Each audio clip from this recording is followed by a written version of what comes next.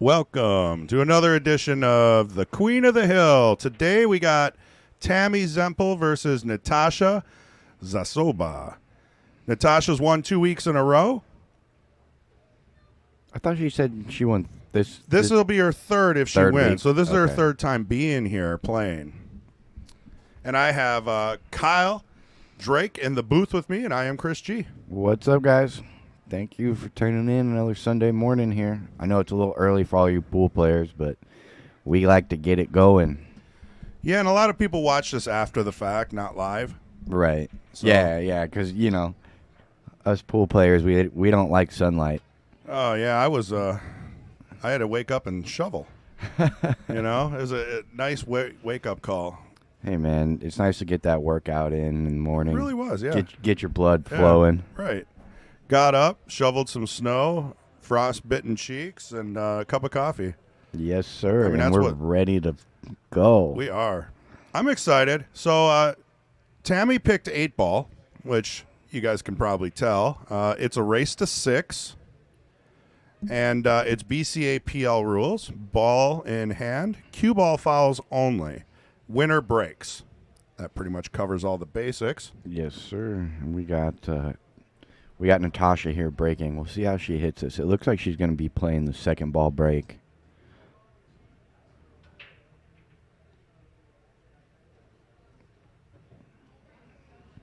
Just want to keep it on the table. Much nicer. Yeah, she asked me. She was like, I don't know what happened in my break last week, but keep an eye on it because she's been working on it. Yeah, that's good. That's good because I remember last week they were bunching up. I think both the girls last week were kind of bunching them up around the stack. And that slows it down a little bit. You'll see one thing with Tami. She don't mess around. Oh yeah, she got here like 10 minutes ago. So. she got here.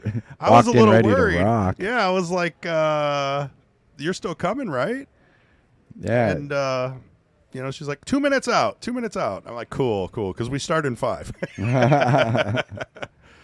All right, so we got Tami here starting off with the stripes.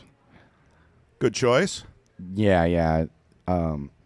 Obviously, you got that cluster right there with the 5, 15, 11, 7. And so it'll be interesting to see how she navigates around that. I don't see any really super good break balls. I mean, you can use the 12. If you guys noticed today, we actually switched over to the TV balls. So we got a pink 4 ball, a pink 12 ball. Correct. So, some people don't like it, but it does help because You know otherwise what? we get the Yeah. 2. What is it? We get the 4 confused Right. with the 7. With the 2. With the 2, is that what it is? Yeah, the purple and the blue, Right. they blend in pretty good. So the pink stands out really well. And they're not like weird colors where like the Cyclop balls, those ones with the Yeah. goofy green 6 and the goofy Well, teal 7. they do have a new standard coming around from Matchroom, and Yep. that is I think it's like a purple 5 ball, Yeah. and it's really confusing. We don't have that set. These are Aerometh Super Pros. They're just the TV set. What we're all Yeah. used to seeing, like Earl and Johnny play, back in the day on ESPN. These are my favorite balls to watch because I just think it's the easiest to determine all the colors. You just got to get used to it, Yep. 4 balls pink, 12 balls pink stripe. Yep. Other than that, Everything's the same. 7's a slightly different hue of brown, but yeah, it's a pretty little close. lighter. It's Right. a little lighter. But I like these ones. I think it's the easiest to determine what is what. 100% agree. Riley Whetstone, did you ever look at the cane pool stick? No, I didn't get a chance. MH was out last week, and then I caught him, and, he's so busy. Thanks for reminding me, though. I got to get back there and see if they still got it. Nice combo. That was a great combo. Somebody's got to tell Natasha that it's Sunday. The banks are closed, so she didn't want to hit a bank.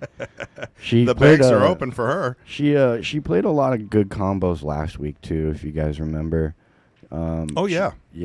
She was definitely playing some like kind of lower percentage combos and drilling them. So I will be interested to see if that'll be kind of like the continuing preference for her. It'd be interesting.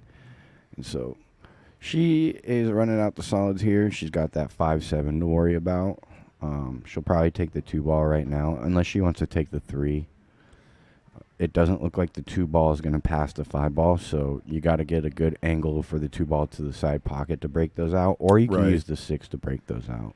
Well, and this is the thing. I mean, if you don't have a plan for the 5 and the 7, you really don't want to be making any more balls. Especially the 2. Like, you want to leave that 2-ball there if you can. And that's probably why she's playing the 3, because that 2-ball isn't going to go up past the 5. So right. Well, I'm not sure what kind of shot she'll have after that. Well, she hits beautiful like shot. That was a great shot. But like I said, she's kind of not leading herself here. I think we'll probably see a safety here in this shot or the next one. Yeah, unless the 2 passes the 5 and she could do some super force follow back into the cluster. Yeah, I'm looking at the right side of our overhead screen. It doesn't look like it's going to go. Take a peek. Yeah, I'm pretty sure it's blocking right there. So right now, honestly, I'm clipping off the 6 and then trying to come either just lay the cue ball on the end rail by the 6 or come behind the 5. Either way, I think you might sell out the ball down table, the 14 ball or the 9. But you're not going to give Tami any way to break up her cluster that way. And so that's what she's going to do. She's going to play off the 6. She might bank it home. Maybe you're right about Sunday. Yeah, it's Sunday, man. You got to make sure that you We might have to pause this match. I think we have a new pool table coming through. Someone tell Tami to hold up. As we speak. Are they pulling it in right now? I think so. This is abnormal for our stream, but business has to be done. We moved a bleacher seat out of the way, and we got Ron Sosnowski and MH Penglaze, the Potting Penglaze. Probably wait till the end of this inning at least. I hope so, because someone's got to tell them to at least take a pause. I'll go back to the game until they do the pause. Right. Well, after Tammy's inning here, hopefully she just runs the table out, and then we can just clear the balls. Well, I hope MH just gives her a minute here. Let her shoot the shot. Here we go. Drilled it. Wow, look at that, man. You can't stop this. You got people moving like, ropes and bleachers and rolling tables through, and she's just drilling everything. She's focused. She like I said, man, she came to play. She came through these doors and was like, all right, let's do it. No warm-ups, no messing around. It's another great cut. Is she going to get blocked here? I think she's snookered. Yeah, I think you're right. But that's a tough one to hold because you don't want to scratch. She might have a thin edge of this. Let's not count it out yet. It's close. Yeah, I don't think she did. She kicked right behind. It was close. She got real close to that ball as far as the cut. Now for a brief intermission. Are we going to? Yeah. Okay. We'll watch Ron and MH roll a pretty new 7-foot pro cut diamond through the middle of our arena. There we go. It's got to be done. They must have had an event in the back room. Right, yeah. So you can see all the tables on the left side of the screen. They're all covered and stacked up. That's because they got to pull them out of there. They do their event. Gets hectic, I'm sure. Yeah. This place has a lot more going on than just pool.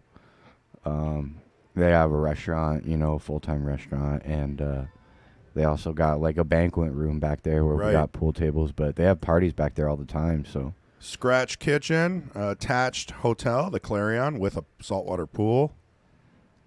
We have the foosball championships here. We have dart championships here.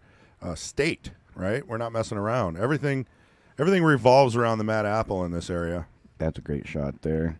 Should probably play this 5 straight downstream and stun the cue ball out to the middle of the table for the 7. I like that. Yeah, because you could take the 7, but then you're risking bumping into the 5. You don't know where it's going to go.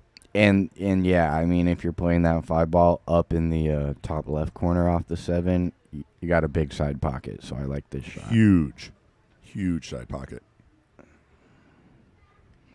Stay in the middle, pop it in. That was great. See, beautiful. That was well done. Natasha's stroke is looking real smooth right now. She's been playing good. She's been in every one of the weekly tournaments for a while now. Kicked my butt on Monday. How'd that feel? I'm used to it. She's a good player, and I don't practice, so I can't expect to be good. She hit that really well. I mean, that's the speed.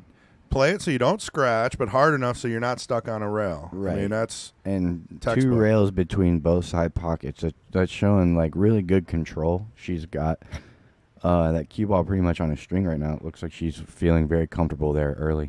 Beautissimo, as they say. And that's a great out.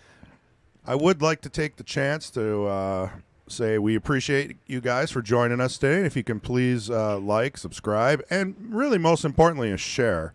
If we can get the link from YouTube shared to Facebook, get it into some of the groups that we don't know about. I know there's a lot of pool groups in the South, the West. You know, we typically hit the Wisconsin groups, but you know, a little bit goes a long way. So we appreciate it if you take some time and take the link and share it out there. We try to get the viewer count up this fine morning. Absolutely. And if you guys are interested in pool, like if you're here watching, the Facebook page for my hometown back in Phoenix is the Arizona Billiard Report. I should join that one too. Anything with like 5,000 or more pool players in it, I like to keep tabs on. Yeah, the Arizona Billiard page is really good. All of our local stuff goes on out there. We actually have like 4 or 5 pool halls back out in Phoenix. East side, west side. Right. So there's a lot going on out there. So if you guys are ever interested, you can always check that out and share this stream out there and get the two sides of the country kind of connected. Would appreciate it. I mean, it's a free stream. We're not trying to charge $100, which, we wouldn't do. Yeah. And any of the proceeds that come from ad revenue or any kind of super chats go to the juniors program, which here goes at the on Mad Apple, which goes on every Sunday as well. So right now, if you look around, it's a bunch of young men, sometimes some young ladies, and they're strolling around playing a round robin, and they're getting training from either Kendall, Mason, MH, and Connie Wassinger. Connie's kind of the main lead on that. She does an excellent job. All right, so we got Natasha there breaking in the second. She did come up dry again, but another good split there. She's playing the 2-ball break, but it looks like she did catch some of that head ball and kind of lost the cue ball around that bottom left pocket. Kind of shot around, so we'll see how she adjusts to that later on in the match. But we got Tami coming here with an open table. It looks like she'll probably start with it looks like she's cutting the stripe in that 9-ball, and she'll go right into those. Yeah. That's a nice choice, trying to break that up.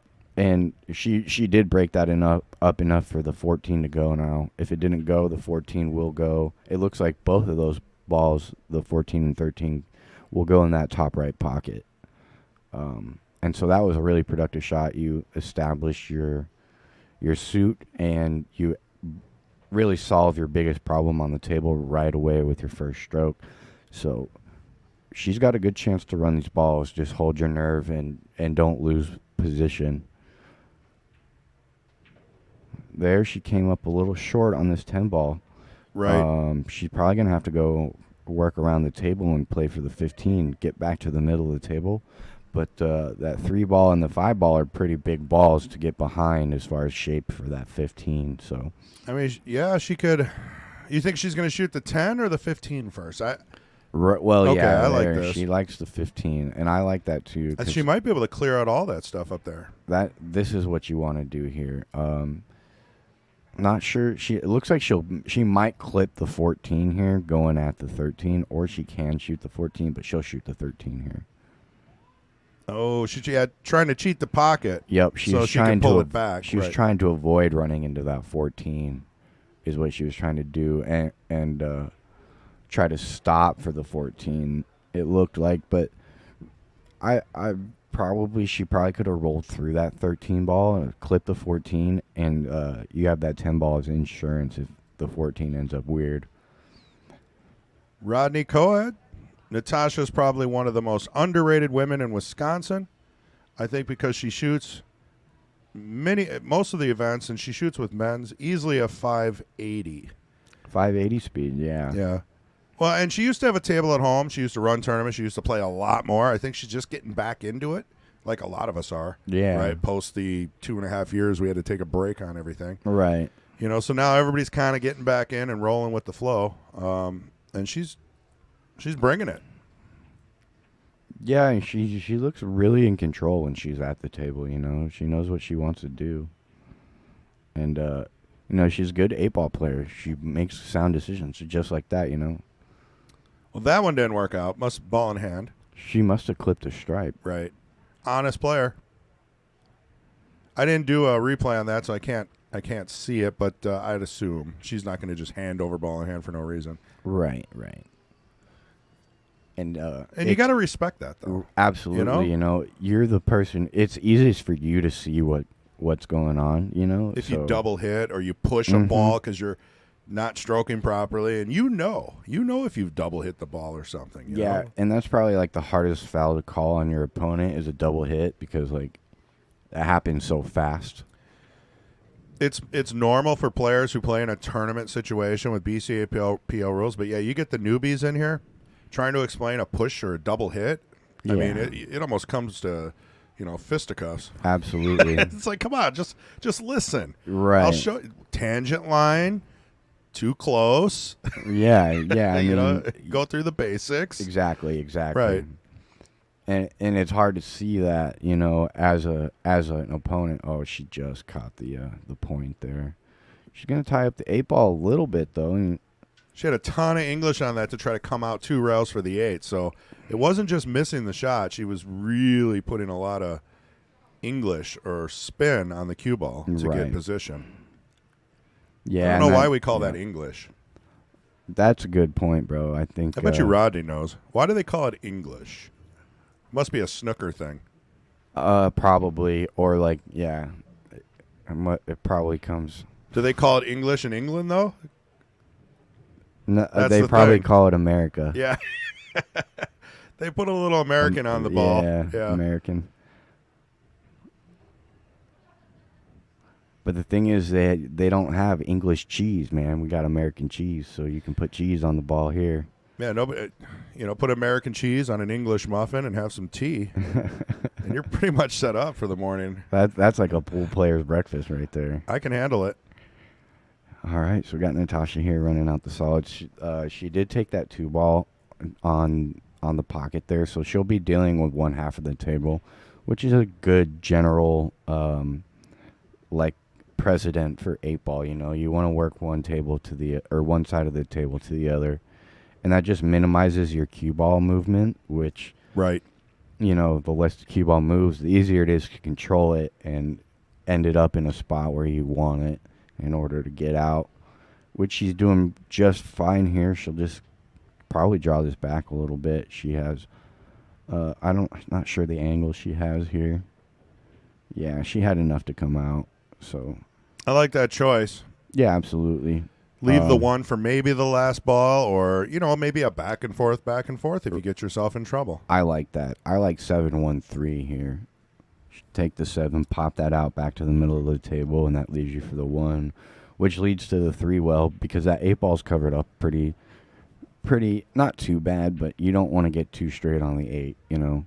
You want a ball like the 3 ball that's going to be able to keep you on that left side of the table, whether you have to go back and forth or you're straight in on the 3 is ideal. You can almost hit a stop shot on the 3. You want to draw back a little bit, but... Well, and if you look at the angle of the 8-ball, you just have to be aware that the 10-ball is about a 2-foot ball right there, and you don't want to go too far when you're setting up for that. You want to have a little bit of a cut. Yeah, you want to know that you're going into a cut shot, so that kind of determines your pattern for these last 3 solids. And her stroke is looking so good. It's looking really good. She's going to take the 3 here. Oh, she lined up the 3, but I think she came out a little too far. Obviously, she didn't want it to go that far. Still like the 1 right? here. It's tricky though. See, now if you shoot the 1, you got to pull one of those go around the 3s. Yeah. You know, and but really, how you feeling that day? You know, right? But I really feel like if you hit it at a decent speed, right, you're gonna get separation between the cue ball and the 3-ball, and the 3-ball goes in every pocket. I like that better now. Yeah. Because if you shoot the 3 and you try to slow roll it, you could end up on the 50-yard line. And on the wrong side of the 1, right, where you got to really control your cue ball speed for the 8-ball. Yeah, see, even if she hit Look at that. She hit that beautifully. Perfect. Exactly what she needed to do. So she'll probably just come off this rail here. She didn't get too much angles, which is really good. She'll probably put a little bit of outside left spin here to come back a little bit off of that rail. A little straighter than she wanted. But it looks like she's just going to pop this in and float one rail back to the middle and take her cut. Just take the cut. like we said. Right. And so this is a good looking shot, and that's a good looking out for Natasha. It's a pretty good strong start from her so far.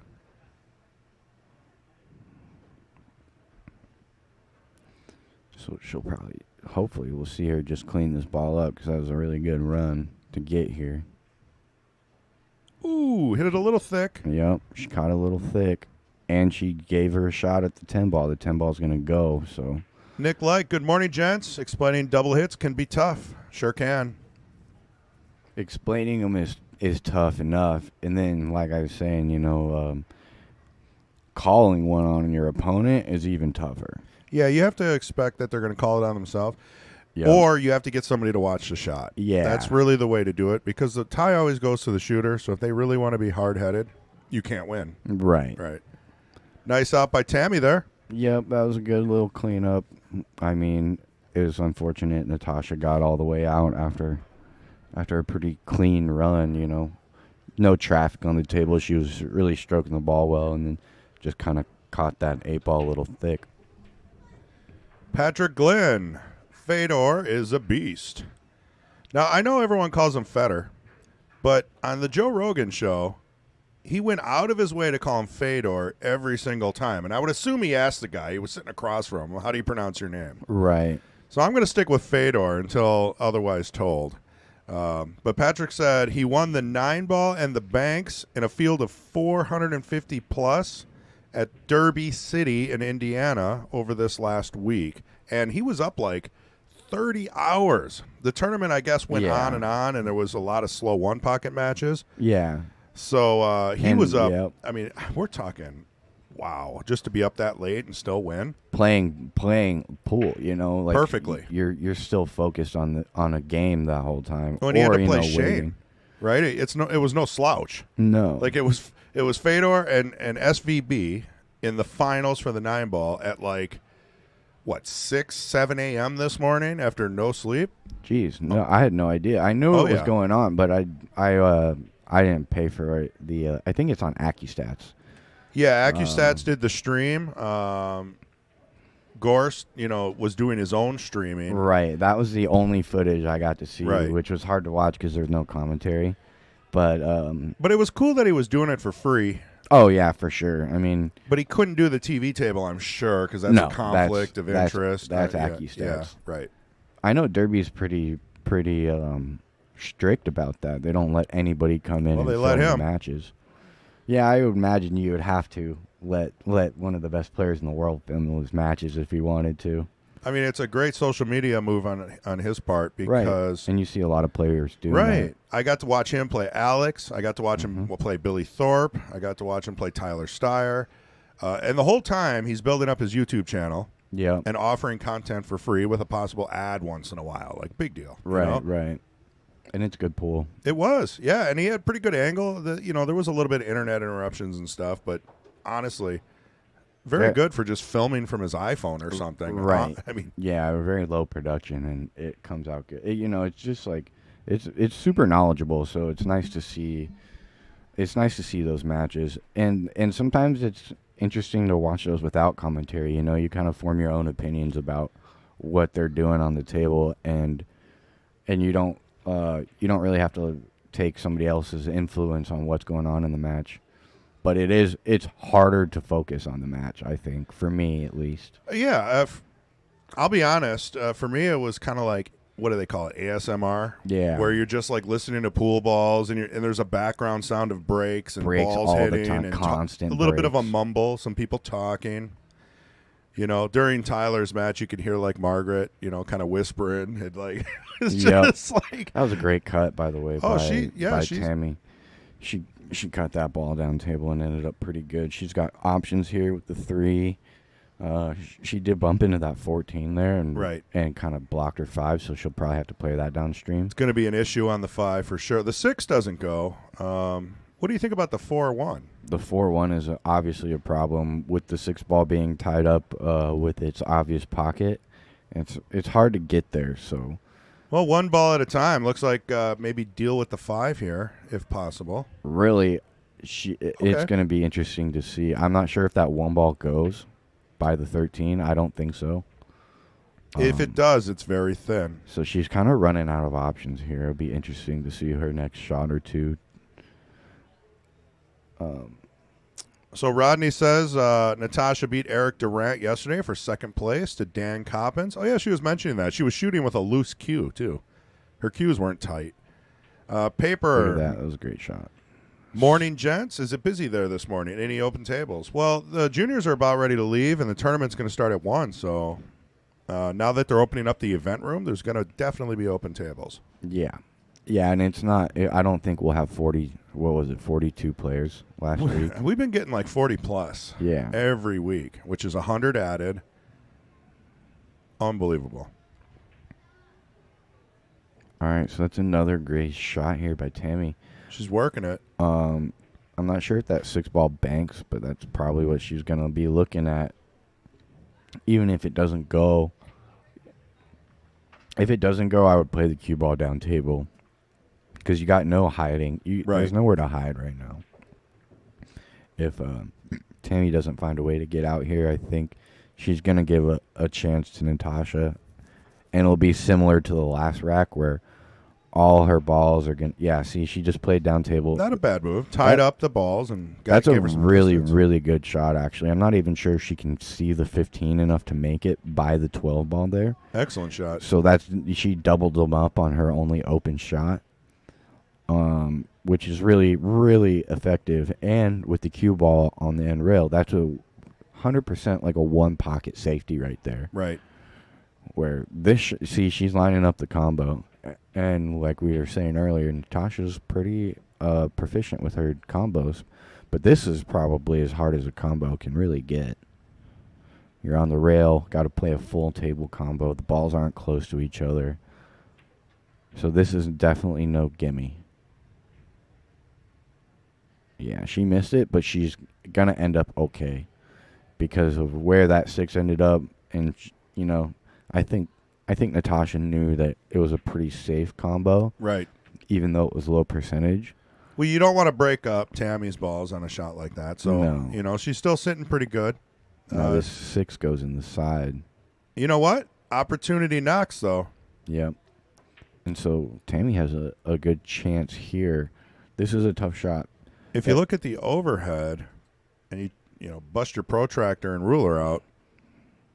It's good. This is a tough shot, but it's tough shot for the side or the corner. I play this down the corner because right. It's going to give you back and forth just like she played there. It looks like she hit it a little thick and came off the rail pretty early, but that back and forth cue ball is always going to get you shape on the 8. Hit it good.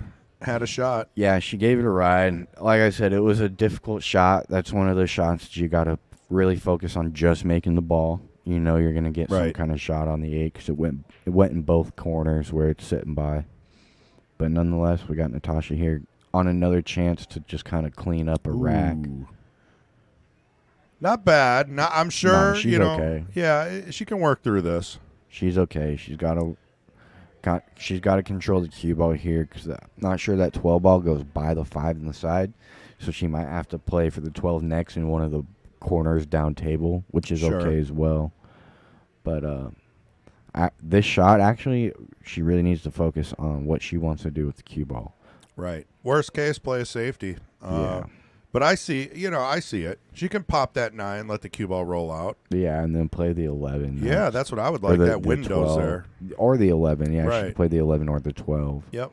Your backup plan on the pink 12 is if you overhit it, now you got yourself a backup. I like it. Yeah, that would be the shot, I think. She's looking at the 11. Maybe a safety. That 9 ball must be thinner than it looks. Yeah, it's a little tough to tell from the seat here. Interesting. That's going to scratch. Wow. She's going to be thinking about that shot for a little while. Yeah, I think she had a couple more options there. I think she was just trying to split those balls up and not necessarily give anything easy to Tami, but I probably would have just stayed on the offense there and shot the 9 and see what comes of that. You know? Right. And that way, you have some space to play a better looking safety. You have an easier look at the cue ball because it was pretty tied up between those 3 balls. But now this is personal preference. I'd probably follow for the leave on the 8, just because I know if I get nervous, follow's a little more accurate for me. yeah, But look at that. What do I know? stay off the rail. Make sure you stay off the rail. Just enough space there to knock That's this 8 in. real good, nice and straight. Not too straight, so she'll probably just put a nice rolling stroke on this. Don't want to get too fancy here because you're a little bit closer to the rail than you want to hit the bottom of the cue ball. But she rolls it in real nice and smooth, and that's going to give her the lead, I believe. Is that 2-1? 2-1. Yep, Tammy's in the lead. Just want to let you guys know we also have the Jesters match coming up after this. That's going to be Mark Hottmann and Brandon Vieau. And then we've got Tom Menina and Adam Norman for the Knights. Yeah. That's all today on this YouTube channel for free. And Brandon is on a 5-week winning streak, I believe. You got me on that one. I've seen him at least 3. It's 5. I'm Yeah, pretty he's sure. on 5. Wow. Patrick has all the stats in his head. I don't know how he does it. Pretty sure this will be his 6th week. That's a good run for him. Yeah, What do he's playing super solid, so I'm excited to see that Jesters match. And I'll be here with you guys all day. I'll get to comment all 3. So Yeah, you're pulling the all-day shift. I've Dude, done that quite a few times. I enjoy it. I love it. I like having as long as there's a break in between matches, Yeah, I can get up and stretch my legs. Correct, yeah. Empty the tank. We'll try to get you that.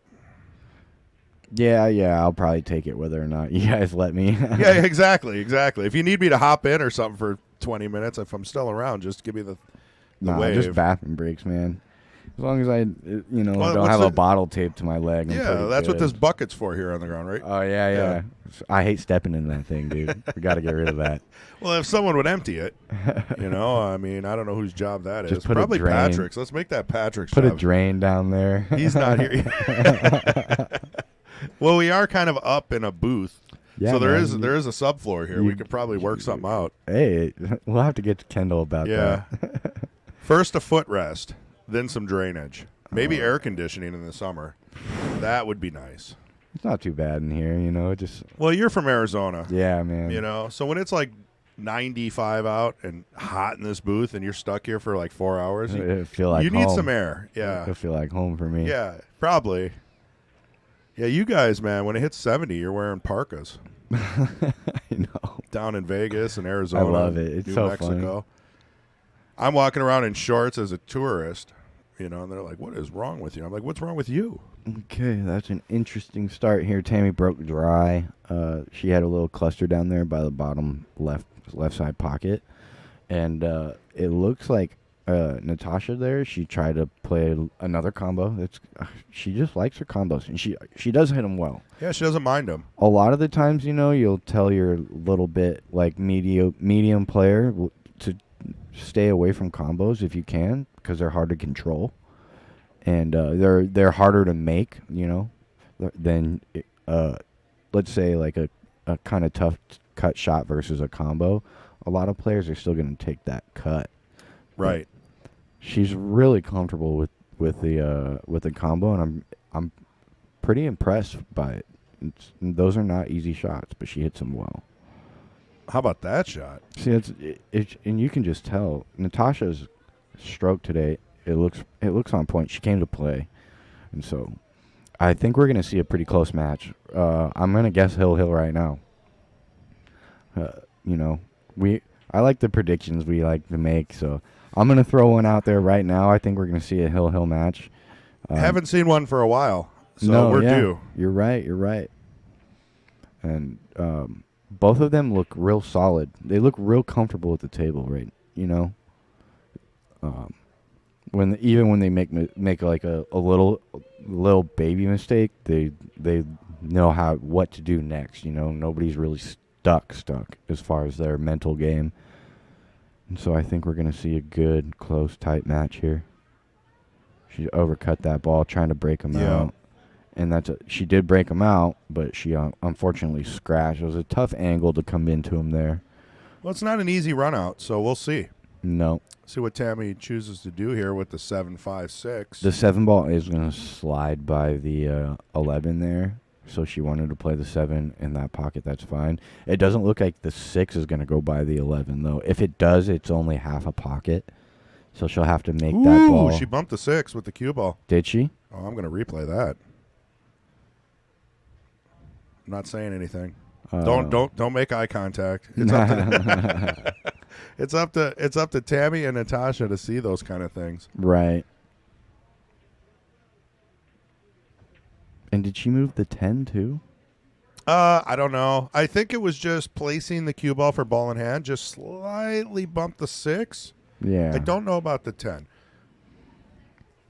Well, now if I didn't see it earlier, the 6 ball goes off of the 10 ball into the corner now. You're right. It does look like it's in a different position. Because I was worried about whether or not that 6 ball goes, but it looks like she might have clipped that 10 ball with her cue. Because now that's a pretty easy shot for the 6 ball, as long as she can get there. So we'll see what happens. She's shooting great. Looks like it might roll behind the defensive line there. And, yeah, she's got the 4 ball here.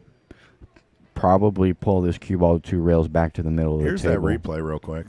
She puts it down and just bumps the 6. The 10 ball did not move. You're right. I just didn't see it earlier. Okay, so she actually had shape on that 6 off the 10 right there. So that's a good shot. That's what I would have done. That is the good shot. Yeah, we missed that. 6 off the 10, corner pocket, keeps the run alive. Yeah, and this one you just gotta hold it. Leave yourself some angle. She hit that beautiful. This is a great angle to just stun off the 7, maybe a little bit of draw, not too much. You just want to come down the middle of the table for the 4. Ooh. She didn't put enough there. Clip the 8, and that's an unfortunate scratch. But I call that karma. Yeah, you gotta make sure you get at least to the middle of the cue ball, because that will a stun there. A stun, or like I said, a little baby draw, is going to get you straight down the table instead of moving forward a little bit like she did. She kind of played a stun follow. Right. So that try to get down for the 4. A little bit too much top on the cue ball. And not much. It doesn't take much to get that cue ball to roll through like that. But you got to make sure you're hitting below center on that shot, because even a little too much draw is going to give you a shot on the 4. You don't have to mess with that 8 ball. That's just lock up safety right there. That's going to be tough. This has got to be... I'm not even sure she can kick one. If she's kicking one rail here, she's going to have to load it up with left spin. This is a tough one. But if those balls are married, she can't. The way she's stroking at it right now, you can see that they're not touching. A little bit of a masse. Got the bump, and how about a rail? Where's a rail? No rail. No rail. We'll see if they catch that foul, because I'm pretty sure we missed one last week. Yeah, Natasha's on it. She's asking. Now, I do have a question. If they have a discrepancy, are they allowed to ask us? I mean, typically you just tell them to bring up the YouTube channel, rewind 15, 20 seconds, and make a decision, because they didn't ask for a ref. Okay. Now, if it's something that simple, I personally don't mind just saying, we did not see a rail. Right. Go ahead and make your decisions now. But in the booth, we don't like to be changing the flow of the game between Right. the two players. Right. And you don't want to like interrupt them Right. to make a ruling, Right. but yeah, if I feel like if they ask, just my stance on it. It's tough. But if they ask Right. my opinion, and we have a chance to, Rewind. or just even like offer a different look, because obviously we get a Correct. different look at it as well. So I agree with you. I don't know where the hard rule is. I think it's kind of a flexible rule. yeah, Depending I feel on like, the situation. I feel like if they both are okay with us making the ruling, I have no problem. But That's a good point. know, if they if- both are yeah. okay with us looking, and maybe we hit the replay. where they're just right? like both unsure, Ooh. Unsure about that 14 ball. Mm-hmm. And she put a little spin to try to hold the cue ball. You see that if she rolled the cue ball anymore, she was going to be hooked on that 10, because the combo doesn't go and the 10 ball doesn't go by the 11 there. So she's trying to hold the ball with the inside, and that's going to be the reason she missed that. What a great stroke, though. That was a great stroke. She did try to get it back all the way up for that 8 ball in the side or the corner, because it's blocked on both of these corners. But we'll see. I don't think anybody told Tami that it's she's actually looks like she's calling it by those stripes. Yeah, I was going to take a look at that. I mean, does it? It's close. I didn't think it went. I think it's possible But that it this slides angle, by. it looks like it has a half a pocket and there's no scratch. And worst case, it blocks the pocket. Right. Right? So you can't beat that. Yeah, that's true, but I'm not even sure she left it in a makeable position. So here, I'm just, I like to see Natasha play a safety here and just kind of make, you can even just make the 14 here and play a safety, leave the cue ball in that pocket, and then she's got to kick around the table because that 10 ball is taking away a lot of that one rail. So then Tam will have to kick 2 rails up and down the table if Natasha does decide to play this 14 and just call I think it I'm playing a safety. safe. Yeah, Yeah. I'm making the 14 and calling a safety here, but I'll even leave the 14. I mean, I don't want let Tami kick at it. yeah, but I don't want to disturb anything over there by the 8 ball. So Right. you could play a safety off the 9, but that doesn't get you on the right side of the table. It leaves a pretty easy kick to the 8 ball. So that's why I'm making the 14 and calling Right. safe. Gotcha. And I think that's what she did. That's exactly what she did. So, see, there's no easy kick here. You have to, and really, she played that really well to where the 9 ball kind of takes away in her the way. natural path, up and down the table. It's a good point. Yeah. I mean, because it's not easy now. You got to use a little English, or you got to Right. go off the rail close to the 8. Maybe You're 2 gonna rails. Yes, you're going to have to use a little bit of English no matter what, because 2 rails even around the 9 isn't going to work. There we go. 1, 2, good hit, And but a scratch. That was the big issue. You're always coming on. You have to hit that 8 ball really full off that second rail, which is why you want to put a little spin on that, because the natural 2 railer is always coming on that side of the 8 ball, leading straight to the pocket. Right, right. So in all reality, that was just a really smart, easy safety from Natasha that really, tied Tami up. I like this pattern Natasha's choosing here. Mm-hmm. Take the 9, leave the cue ball down there for those last 2 balls because they're both pretty close to the 8. So they're both pretty good out balls. It's minimal cue ball movement. Boom, boom, boom. Absolutely. Little follow. You're out. Yeah, there's nothing crazy to be done. So she's taking the correct path here, and I really like her to tie it up. I need her to tie it up here for my prediction. Keep it hill all the way. Right, and Natasha won the first one. She squeaked that in, huh? That actually kind of helps because I knew the angle on the 11 was going to pull it away from the 8. Now Yeah. she's good no matter where the cue ball ends up. Right, she could blast us 4 rails and still get good Right. shape. But where those last 2 balls sit, if you make those last 2, you're always getting shape. And so There we go. she's just letting out a sigh of relief that ball squeaked in by the 8, and she's gonna tie this one up. And that's a solid rack from both ladies, you know. No balls left on the table, so you know they're both battling for each ball. And that's a good out Good from time Natasha. for a player break. Do we have any information on these two young yeah, ladies? Yeah, we got Tami here, the challenger. One thing I always like to go through is their equipment, and Tami is a Jacoby girl. She has the Jacoby playing cue and the Jacoby heavy hitter break cue. So I think those heavy hitters are pretty heavy. She's swinging a big break cue. They're popular. Yeah, they have a featherweight, I believe, and then the heavy hitter. Mm-hmm. And it's kind of how preference-wise. Do you like it to be like 23, 24 ounces, or do you like it to be 17? Right. Kind of the weird scale on both sides. And I think the harder you swing the cue with the break stick, the lighter you want to go. So if you don't swing it very hard, a lot of mass usually gets you that power. But if you are swinging it really hard, the lighter cues get you agility, which gets you speed on the cue ball. What does Natasha shoot with, real quick? Natasha, we were talking about her setup before. She shoots with the Chris Whitaker. Oh, that's right.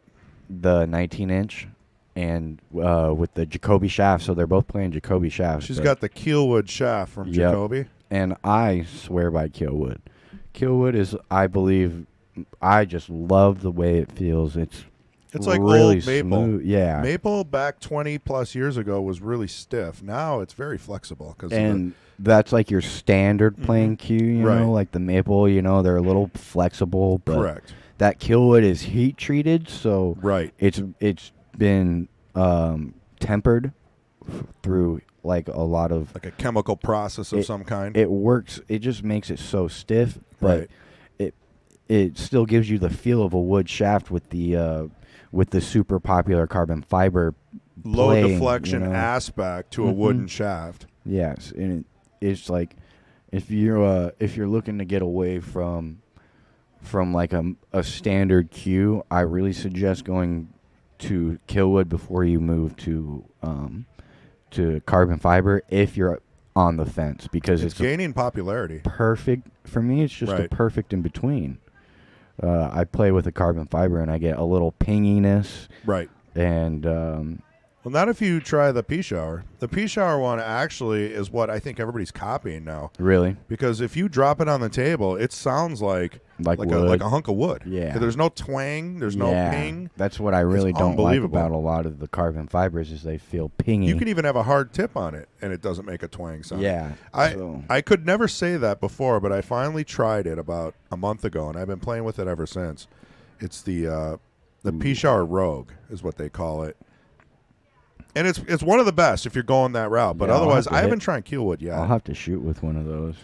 I mean, there's a ton in the pro shop. Yeah, because I just don't like the carbon fiber ping, like the way they feel. I guarantee you're not going to have a ping. It actually feels like wood, too. I don't know what they do. They don't just buy the sleeves, in 1,000 packs from China. Like, they do something to make it like... They have their own, it has an formula. ingrained wood feel to it. I don't know how they do it, I really like the in-between as far as the shafts go. But we got Tami there. She's going to take the stripes, and she missed the 14. She rattled the 14. She gave it a good ride. And that's going to give that 3-ball to Natasha, but she hit that one a little full. Well, at the 12-ball blocking, the 8, and the 14 blocking pretty much all of Natasha's balls. Yeah. Yeah. She's got some time here to think about things. Right. I mean, if you can get to the 1, 12, 8 as stripes, you have a good chance to get out. I mean, I like the 15 as long as that 4-ball doesn't stop in front of the 8, which it looks like it did. So now that made the rack a little more goofy. You got to go into those 12, 8, 3 or 12, 8, 1 with a little speed to get them out now. So I'll be interested to see how she gets there. I really like that 15 in the middle of the table to do that, but getting shape on the 15 is Tami's real challenge here to get out of this rack. Well, Tami is a very aggressive player, which I like. I think everybody enjoys watching aggressive play. Oh, look at that cut! Yeah, I like that shot. It was there, and she's gonna have the 14 hanging on the corner there. I like playing the 14 2 rails coming over by the 7-ball. to try to get shape on the 15 to go into the 1, 12, 8. Right. So you're going to put a little outside spin here and go 2 rails. Or go into them now. Wow. That's a beautiful shot. A little unfortunate on the leave, but... can she see this 12 between those 2 balls? If she can, that would be insane. But I don't think she can. She might be looking away from take it. a look at the overhead quick. Look at this. She's lining it up. Does that slide through there? Dude, it's got to. Oh, hit the 3.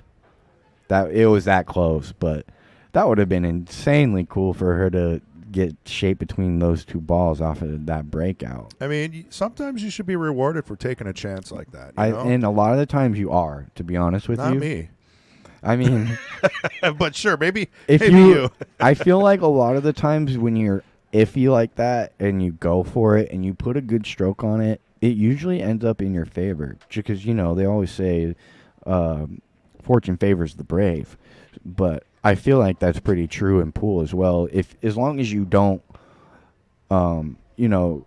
overstroke. Like a lot of the times when those situations comes up, people end up blasting balls. But I feel like if you put a good stroke on it and are focused on still getting out of the rack after that tough shot, right. A lot of the times I feel like you end up with a pretty fortunate roll as long as you don't scratch. Right. Well, you're definitely taking a chance. I mean, it's an educated chance. Yes, and that's what it is. And that's another where she's taking the ball off the table, playing safety. That's a great shot. She's switching it up. There's no easy kick here. That's another really good shot where she's like, Natasha's taking a ball off of her side to, clean up. 'Cause she has plenty of blocking balls if she wants to keep playing safety. But really, she's just trying to get ball in hand and deal with that 4 ball. She doesn't want to take the chance and break the 4 out. Nope, not yet. If she doesn't have to. So let Tami deal with it. Right. Excellent hit. And that's exactly what Tami did there. She got rid of the 4 ball problem. So now Natasha does have an out. It looks like she can even squeeze that 1 ball.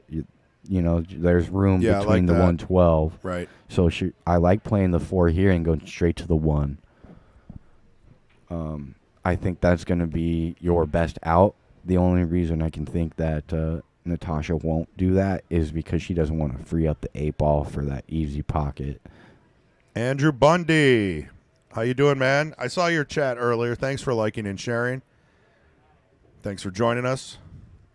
JJ Mady says, I don't think at my age changing to a carbon fiber shaft would have been a good idea, but I do like my white carbon. So he shoots with a white carbon. Yeah. Which is a wheat state, which got bought out by, I don't know if it was like some kind of golf club manufacturer that's helping him out now.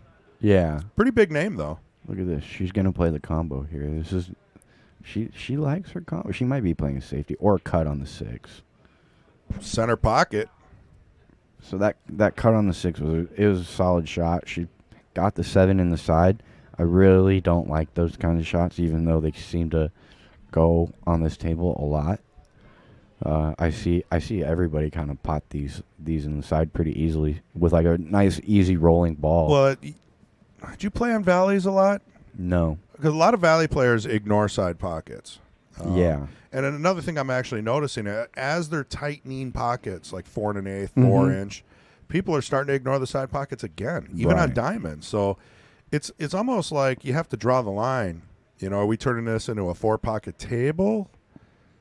We're seeing a lot of pros play safety. Why do you think Derby took an extra day? Yeah. People are missing shots. How big were the pockets at Derby, do you know? 4 1/8. Yeah. And that was on the Bigfoots the 9-foot. That's pretty tight, man. I mean, these are 4 1/4. Yeah. But Which 4 1/8, new cloth, Yeah. everything. It's just like, man, they were rattling left and right. Is that cue ball going to get out for the needed 12? a little more. That was a great shot. That was a great shot. A little more speed, and you got you got a good chance to get out of the rack. But now she's kind of in a pickle. There's no easy kick. There's no easy jump. There's no easy way to hit this 12 ball and not sell the rest of the rack out. So we'll see how she handles this. Even if she has to go up and down, I like hitting this kick with low speed, not a lot of speed. Ooh, Yeah, she went right around the 12 very ball there. close. That's a tough masse. It's another ball in hand for Natasha. Even if you hit that, I would probably try to masse one rail instead of going around the balls like I think she did, and like play a little mini masse kick shot into the 12 with light speed, because as long as you don't hit that 12 ball really full, you're going to get a rail with the cue ball or the 12 ball and kind of leave those balls kind of tied up. But it was a good effort either way. It was not an easy hit. She came out on a really unfortunate position there, and that's going to give ball in hand to Natasha. And really, she's got kind of just a roadmap here. Right. It's just personal preference on what you want to do. A lot of people say clear one side, then clear the other. Some people like moving the cue ball. Yeah. I recommend less cue ball movement. Yeah, I think everybody, that's the standard. I mean, unless you're in stroke, dead stroke, and you're just like freewheeling. Right. Just tap the ball, use follow. What do they say? It's follow for the dough, draw for the show. Yep. A lot of kids got to learn that. A lot of young people, they like drawing everything. And, that'll get you in trouble. Different cloth, different texture, the dirtiness of the table, all that affects draw more than follow. Right. And you really, you got to have a more refined stroke to play draw all day. Stay down, fundamentals, everything. It's got to be just right. Anytime you're putting more speed into your stroke, it's harder to control your accuracy with the cue tip. You're gonna hit some balls and not make exact contact with where you want on the cue ball with a draw, because you're going through the cue ball quicker, so it's harder to focus on your exact point on the cue ball and keep everything lined up. And so that's why you see a lot of the more experienced players play a little more follow, because you never have to put the same speed into a follow shot as you do a draw shot. So she'll pop this 4 in right now, come out for the 1 ball probably, because if you try to hold for the 3, that 12 ball is a beach ball, is what I like to call it. She's looking at both, but I like the 4. She kind of painted herself into a corner. So you have to shoot the 4. You have to give yourself an angle on the 1 to get to the 3, and then you have to hope you have a good angle to go forward for the 8. Yeah, and it's pretty. Honestly, it allows for it. You're gonna have. So here, just roll this in. Yeah, you're gonna slow roll this, which is a touchy shot, but she's even playing the other side of the 3 by the 12, which is fine. It's hard to get behind the 12 from the 1 here. You really have to overhit the cue ball to get behind the 12. I think you're always going to come up with a cut, because the 3 ball goes in both those corner pockets. So she looked at that's an okay both. Angle, though. Some people like being on the outside, following up for the 8. Right. She looked at both angles to end up on this 3 in both pockets. So she'll hit this pretty good speed, I feel like, and end up somewhere in the middle with kind of a thinner cut. To where she. There we go. Good call. Either way, I feel like she's going to come up with a pretty good cut where she can go up and down the table for the 8 ball in that bottom right pocket, which is where you want to play the 8 ball, obviously. So just bear down, make this cut. You're going to get good shape as long as you don't smash this cut. And just hit this real smooth, which Natasha's stroke is really promoting that. Just make sure she comes off this rail a little bit. Yeah, she wanted a little more, but you know what? This isn't too bad. She's not on the rail. This is a good rail bridge. Yep. Stay down. Just roll it in. This is one of those shots that sets the she missed an 8 ball earlier. This sets the precedent for the match. And she did miss that 8 ball earlier, so she's got a little mental battle going on with this shot. But if you make this ball, you really start to settle into the rest of the match. See, that's a great perfect roll. She hit it dead center. Didn't even hit a rail. Right. That she hit that as good as she can. So right. I really like Natasha to settle down, because she did win 2 in a row. She hit that 8 ball really smooth. That's not like the easiest shot you want for the 8 ball, but she drilled it. So I think that's really gonna set her pace for the rest of the match. And that just means Tammy's going to have to come with it when she gets a chance. Looks like the ladies are going to take Now a we're quick taking a bathroom player break. Well, we could get back to the questionnaire. I'll also just mention we have the Jesters match starting at, looks like 1:45 today. That's Central. We got Mark Hottmann and Brandon Vieau. And then we have the Knights, Tom Manina and Adam Norman. Did you want to give a shout-out to our sponsors? Oh, yeah. Thank you, sponsors. We always love our sponsors. Yeah. Let's take a look at the full screen here. J.P. Shower Custom Cues right out of Green Bay. Erickson Auto Trim. Christensen Heating and Cooling. Queued Up Podcast. Wisconsin Billiards Hall of Fame. Good old John Kramer there. The Clarion, which is the connected hotel here that I mentioned earlier. Right out the back there, those windows in the back of the room, there's what we call the Matio. It's got a waterfall feature. And then on the other side of that, you've got the Clarion. And it's attached. So it's nice. Yeah, you can get a room, bring the family, play in one of the weekly, one of the main tournaments or something where we have we've got the Badger State tournaments. We've got Queued Up tournaments. We got all kinds of tournaments where, you can bring your family, stay at a hotel. They can go swimming while you're playing pool. Yep. Cutthroat Q Sports, Billet Spin EDC, Papa Lock, Brownies Carpet and Upholstery. And let's not forget the Mad Apple. That's where we're at. Appleton, Wisconsin. Thank Scratch you. Kitchen. We appreciate you sponsors. Thank you guys for the support. If you need any gear, talk to MH. We got a pro shop too. Just down the hall. Yep. And so back to the ladies, we can learn a little about them.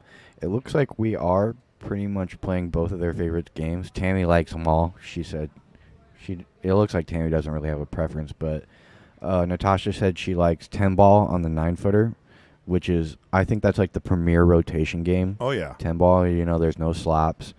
And she likes 8-ball on the 7-footer, which is probably another, go-to game for the 7-foot. It's a little trickier than rotation on the 7-footers because it's so cluttered. Right. Yeah, 9-footer does help with the less clutter aspect of the game. Of 8-ball, correct. Plus, you can really stroke. I mean, you can, I play on the 9-footers in the back once in a while just to get warmed up. And, man, it's just nice to be able to lean over the table and just stay down. I always feel like on a bar box, I'm always like cramped up off a rail. Every shot, I'm cramped up. Yeah, and you're poking the ball a little more than a lot more stroking poking. through. You're right. You go back there and play on the 9-foot, you're really going to learn how to get through the cue ball really well. And that's one thing that you kind of, to elevate your game from a starter, is learning how to really stroke through the cue ball to control it. Where are both of these players from? I forgot where Natasha's from. Natasha is from Neenah. Oh, yeah, Neenah, Wisconsin. Okay. And we have Tami coming from Oshkosh. Oshkosh, begosh. So she might be playing out of, what is it? Or what is the pool hall in Oshkosh called? I've been there like twice. I don't think she plays pool much anymore. Oh, really? Yeah. So she used to be an avid league player here before COVID, and then a lot of times what you see is her and Ralph. They just travel. Yeah, they're just traveling. They're having a good time. That's awesome, bro. That's what I want to do. Right. I want to travel. That's the goal, right? Actually, one goal I do have, and it'll be coming up at the end of this year, is to go see the Moscone. But I mean, I lived in Arizona, so it kind of to me was a sellout to go see it in Vegas. Well, so I would have gone. Oh, go to Europe then, maybe. That's exactly what I'm saying. If I go see the Moscone, I'm going overseas to support the boys overseas. That'll be fun. And that just makes the experience to me, because you get to see it somewhere completely different. Yeah, maybe different culture. Mm-hmm. You get to see some new sights. I mean, if you've been to Vegas, you've been to Vegas. Yeah, it doesn't change really. All right, so we got Natasha there breaking them up. Solid, but no drops. She hit that one a lot more solid on the second ball. She didn't clip the head ball there, so she kind of controlled the cue ball a little bit more, but she's still coming up dry. And they're still not bunching up like they did last week. She does have a little cluster right there with the stripes on the 8-ball, but it's a fairly open table other than that. I really like the chances to get out here if you have a good solid run here. Yeah, it's difficult. I'm thinking I like the solids because there's a couple easy starters, but the 8-ball's buried. I like the stripes just because of that. Right. And you know what? The 14 ball is pretty accessible for those breakouts. Break those up, yeah, yeah. I like that. So it'll be interesting to see how she gets on a solid to break those up for the 8. And the 8 being your last ball. You don't want to wait to break that out if you're running solid. So you got to get on a ball as soon as you can. I like the 4 ball after you get rid of the 5, but she has no shot on the 5 right now. So really, she doesn't have an offensive shot right now. No, it's tricky. And you almost don't want to move the 5, but, you might have to. See what she chooses here. You can almost just play a double kiss into the 5 and not move it. Right. I don't mind that because as long as it still leaves the 15 upstream by the 7. Well, if I'm going to do that, I'll just tap the 1. Yeah. Get the 1 into a more makeable position. And oh yeah, look at that. That's what she's gonna do. Well, you got to think distance is a safe sometimes. Oh, look at that. We'll see how this turns out. Could have been. I mean, honestly, if that would have switched places and blocked the 9, that would have been a beautiful shot. Yeah. Still a good combo there. I mean, it worked out. It was pretty interesting. I mean, I'm not sure what she wanted to happen to that 1 ball because it didn't go. Maybe she was trying to kiss it in off of one of those balls, being aggressive, like you said. Move things around. Yeah, it could have. Yeah, maybe off the rail, off. I mean, I didn't see what she called, but that would have been a great shot. I feel like it's not too bad to go offensive there or like try to attack because you still have this problem with the tied up stripes, and so. And the 15 ball doesn't really go. Well, you know what? She could play shave for the 15 right now from the 9 rolling straight through. Yeah, you're 100% right. I mean, if you know you're going to probably have a couple of chances at the table, why not get some of your problem balls out in the open?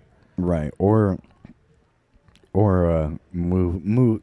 Really, if you don't have a clear cut, you got to start moving now. She's going to take the 9 and probably roll through to the 15, it looks like. Which is okay, but... Off the 5 opens it up. Don't scratch. Subkiss in the house. Hey, Subkiss. Just finished 6 games here in New York. We both tied each other and ran out of time playing a man this time. As a man or a man? I mean, I don't judge. Yeah, for me, man, I got the hair, so I can choose week by week. He had to go sell a Jeep and fix a truck. I don't know. It sounds like a good story back. There's a backstory on this. Yeah. But sounds like he was getting tired of not beating you. Yeah, I gotta go. Yeah, I hear my mom calling. Yeah. All right, so got this 15 up straight. Interested to see what happens to the cue ball. Is she gonna try to pop it into that pack right now? She hit that great, and really. There's not a whole lot offensive here. You know what? She can make the 11, get shape on the 14 in the top left, and that will bring her into her cluster. Now there's no guarantee coming out of a shot out of that though, because it's pretty. She might be eyeballing the 14 on the side, but that's a lot of movement. That 8 ball is going to go flying. And you got to let the cue ball. Yeah, exactly. You got to let the cue ball to hit a cut that thin, and that side pot. Yep. That's what she might even just be playing the 13. Does it go by the 5? Are we missing that? We might just be missing the fact that 13 might go. Maybe. And even if it doesn't go, she's taking that pocket from the 1 ball. So I like this shot. Kind of a 2-way there. Block the pocket plus play a safe. Right. Great shot. Yeah, that was a really effective shot. Princess. And really didn't give much to Tami coming back to the table. She can play the 6 ball or the 4 ball, but treetopped over that 5 ball makes it one of the hardest shots in pool. Princess says hi. That's Lisa Heckman. Hey, Princess. Long-time fan of the stream. Don't see her very often on Sundays, but I know she's usually around for the Friday night special. Oh, there you go. The King of the Hill. Yeah. The main event. I want to get in the booth for one of those King of the Hills. I'm sure there's going to be opportunities. Yeah. Kendall was out and about. We had Taylor Collar doing his thing with Corey Peterson. I don't think they're here this week, though. So Oh, okay. Are they taking the week off? I think we're back onto the normal. It'll either be Kendall and MH or there's openings, Yeah, yeah. As needed. Yeah, Taylor Collar and Corey Peterson are kind of like guest commentators. They just pop in when needed. Right. Especially when they know one of the players because they go way back. So they got all the inside stories and they embarrass them and make fun of them. That's awesome. Yeah, it keeps it fun. That's awesome. But we got Tami here at the table. She hit a really, really impressive 6-ball and rolled it in, tree-topped over that 5. Ooh. So she's going to continue to grind on this run. She's grinding. This is interesting. I'm not sure she has enough of the 7-ball to bank it. And really, it looks like she's blocked from the 5-1, so she'll have to kick at one of those if she wants to hit it. Right. She can also kick at the 7-ball and try to make it in the side. That's a possibility. It seems kind of low percentage, but really, you can hit that cue ball pretty square. You don't have to do too much to the cue ball to get the correct angle to kick at the 7. She tried. Wow. She cut it. Oh, what a shot. You should save that one. Save that one. That was a great shot. Unbelievable. Harold Micheloni in the house. And so that was an unbelievable cut, but it didn't get her too much further in the rack. She still got some problems here. Yeah, sup, kids. It's like, locker room humor. I mean, some of these guys, they go way back, like Robbie, Chad Gaz, Taylor Collar. I mean, they play on leagues. They've known each other for probably decades, So when I say making fun, it's all in good fun. We're going to see a safety here. I think she just tried to make that ball and stop it, but that might have turned out better unless those balls are wired. Really, they're touching, so you can throw this 13 in. If you shoot the cue ball towards the end rail, the one that it's closest to, that 13 will actually throw towards the pocket because they're touching. And if they're not touching, they're close enough to throw it in. So this is one of those where I like to call it like an anti-reverse. See, they're pretty dead already. Right, but if they're not touching, you can't shoot through it. You can, but you don't have. You can shoot like almost at a 90-degree angle with some power, and it'll reach there. It'll reach there no matter what. As long as you give it the correct power, you don't have to. Yep, she's calling it. Yeah, this is it. It goes. It even goes off of the 1 ball. Here she'll be throwing the 13 towards the 1 a little bit, but I think this ball is going to go in no matter what, however you hit it. So, really, you're just trying to control the cue ball, even though you're letting it go with some speed. I think if you're pushing that 13 towards the pocket, if you hit it hard enough, it's going to go. Look at from the side view, you can see the 1 is quite a bit further than it looks. I don't know why that looks different from 2 different views. Yeah, it doesn't matter. Even if you're just clipping that 1, because she will be pushing it towards the 1. If she doesn't hit the 1, I think it's going to catch the point and go in. If she does hit the 1, it might slow it down, but she'll catch enough of that 1 to send it in. Just speedy. She's actually not even going to do it. This is interesting. I wonder what ball she's trying to hit here. This is a tough shot. It just looks awkward. Well, she got a legal hit, and that's all that counts. Yeah. Not a lot of easy shots here for Tami. Supka says, I no longer snowplow for clients. Can you believe? I mean, she does everything. A little bit of everything. Yeah. Yeah, we got some snow out here. You can come plow my driveway. There you go. Business. Plows didn't even come through. I feel like my street is the last street. It's a little strange, but it allows me to push all the snow out to the street and to the right, so it all ends up in my neighbor's yard. There you go. Yeah. There you go. I've been living there for a while. I know all the little tricks. Yeah, man. Seems to be you always got to have like a neighborhood rival. Yeah, well, keep things interesting. That's how it goes. All right, so we just got a little safety play here. She drew it back, tried to lead the cue ball in the end row, which is pretty good. Natasha's coming back with the stripes here. She's got a couple options. She can cut the 14. She can play the 11 down table. I think if she wants to play offense on either of those balls, she's going to come out with another shot. And that was the other one I saw, was the 10 ball on the side. This one's a little squeaky by the 5, but I'm pretty sure she's got enough room to make it. Oh, look, she's going to play the 14. This is pretty thin. She got to hit this good. But Natasha's stroke looks so good right now. She's going to come up with a shot. This is ideal. Shot. That was ideal. Look at that end. Look at how that ended up. Opens up the 11. I mean, really, she's got a pretty straightforward out from there. With no guaranteed shape off of that 14, not knowing exactly where it's going to end up, she clipped the 11 and turned out really better than she probably could have hoped for. She's thinking through it, though. Doesn't know. Do I take to 11 or do I take the 13? I don't know. That's one personal preference? Yep. Natasha's actually been doing that with a lot of her outs that seem straightforward. She's really making up her mind before she even starts with what she wants to do.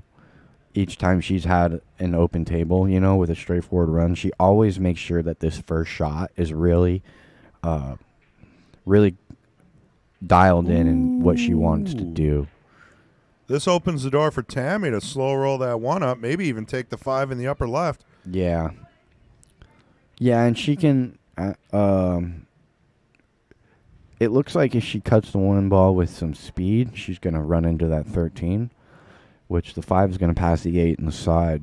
Or you can come 2 rails, but she slow rolled it. So she's going to end up with a cut on the 5 here.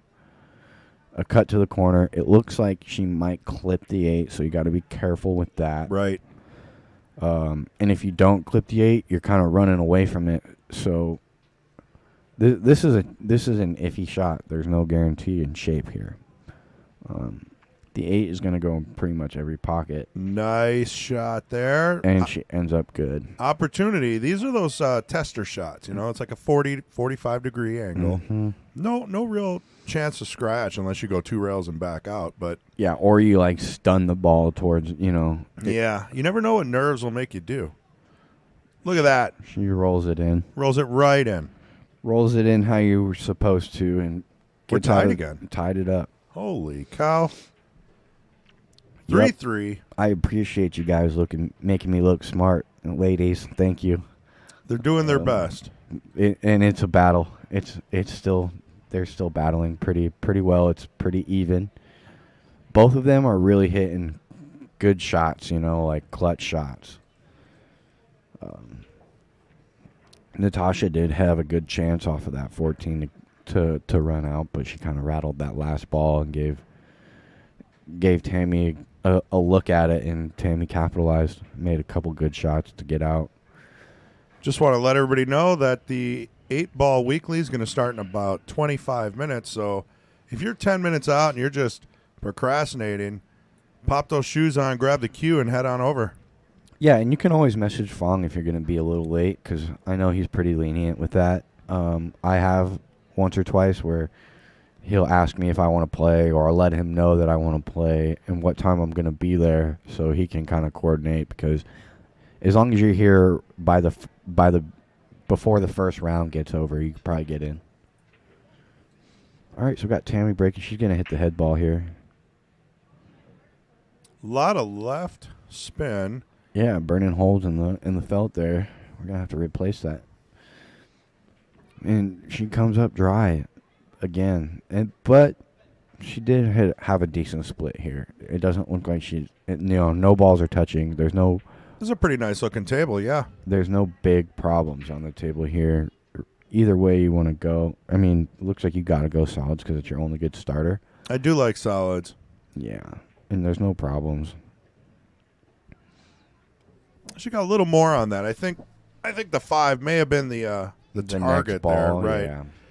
These are fast tables. She can still cut the 5, and it looks like she likes the 2, but she's totally got options. She's got plenty of options here. This is a pretty open table. Hold your nerve. Make sure you stay down your ball. This is a very runnable table. We'll call it a table run if she gets out because it's off of a dry break. That's a good stroke. Natasha's stroke she just looks solid today. See, Subkiss has the analysis. She's been watching for a long time, and I think the consensus is the second player usually doesn't win after the break. So breaking dry doesn't usually hurt. Right. Is what we're going at, because what happens is the other player clears the table, leaves bad shape on her last one or two balls. Correct. And then turns the table over wide open. Or there's a cluster that's saved for the last. You're not going to see a pro player doing those things. So, we're in the working process. Right. Of different, styles of play. And typically what happens is you get back to the table. Yeah, and there you go. That was a little bit tougher of a shot. She always had a little bit fuller look on that 7 than she wanted because of where the 10 was. So that's going to give Tami a shot, or a chance at the table, I should say. I don't really see anything too attacking here. And the 7 ball's trapped now, so. Correct. So here you're just trying. I would really like to see just some. We're probably going to see a moving match, for the rest of this rack. I feel like anywhere under the 8 ball is pretty safe as long as you don't give a cut on the 6. Like an easy cut, I should say.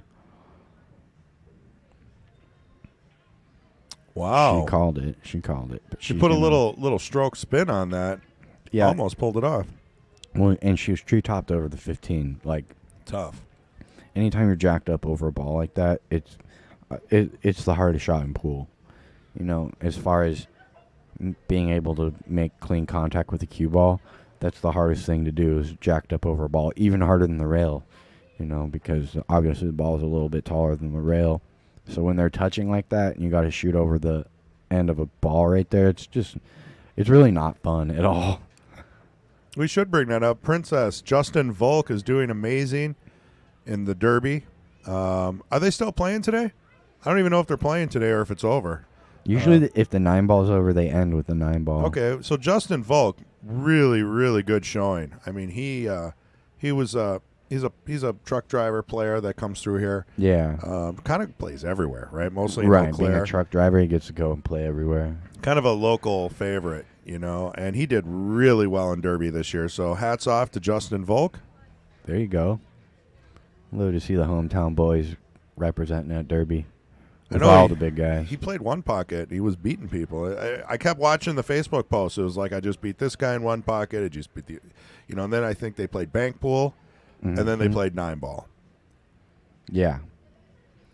Yeah, that's how. No, they start with banks, and then they play one pocket, and then they play 9 ball. Perfect. And at the same time, all of the 3 of those go on. They have the 10-foot challenge.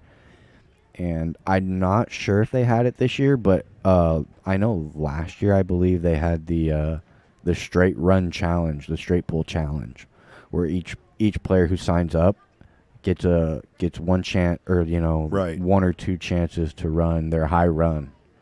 I didn't see anything on TV, but that would be really cool. I know they did the Bigfoot. Yeah, so that's widely telecasted. 10x5 table. I mean, with a 4 1/8 inch pocket. Yeah, I think that's like the biggest 10-foot event of the year, Derby. The Has Derby to be 10-foot. Yeah, sometimes you see one table and they just do a little exhibition match, like Efren versus Shane or something. Also, I got hats off to Efren. Yeah, Efren was in the final. Back, yeah. He came back. He was like in the top 4. Yeah, for I believe one pocket, yeah. Which I don't know where he ended up, but not bad for a guy who's retired. Yeah, he's always going to be. He can always contend in one pocket if he wants to. Still the GOAT, right, because it's kind of a slower, more chess matchy type of game. And he knows all the moves. He knows everything, yeah. He knows all the moves. Being a prominent 3-cushion player. Correct. I don't know if you've ever played 3-cushion, but I love 3-cushion. It is so fun. You think making a shot and pull is hard? Go try to score a point in 3-cushion. Yeah, no, that's tricky. Tell me how long it takes to score a point in 3-cushion. It's crazy. And you just learn so many kicks and banks from 3-cushion, because that's all the game is, man. It's so hard, and it's one of those games where it's a little more exciting too, because you send that cue ball and it comes off the 3rd rail, and you still aren't 100% sure whether or not you're going to get a hit. Right. It's very fast cloth too. So yeah, and the tables are actually heated for that too. They're heated slates. Consistent play. It's a heated slate, which adds some speed as well. It's a fun I want to try game. it sometime. if there are any out here, I highly recommend it. It improves your pool game, and it's just a fun, super challenging game. It's not for those people who aren't patient. If you don't have any patience, probably want to stray from 3 cushion because it'll frustrate you.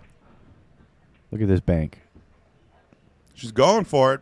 And she's going to block this 6. Oh, she didn't quite block the 6, but neither of those solids go anyway, so that's a safe shot. You were right about this game. Yep. With the 7, the 6, and the 5 being clustered up, I mean, we're just seeing players kind of move their pawns around until someone makes the mistake. And so, yeah, with this shot, I think the question is whether or not she can come off the 6 ball and not run into the 14. If you run into the 14, you're either going to make it or push it straight into the pocket where it's going to be hanging. So come off the 6 and leave it under the 14, real soft. It looks like she just played I think that's a foul. I thought she had solids. But we'll find out here. If she didn't have solids, that's a really solid shot. That's a good shot.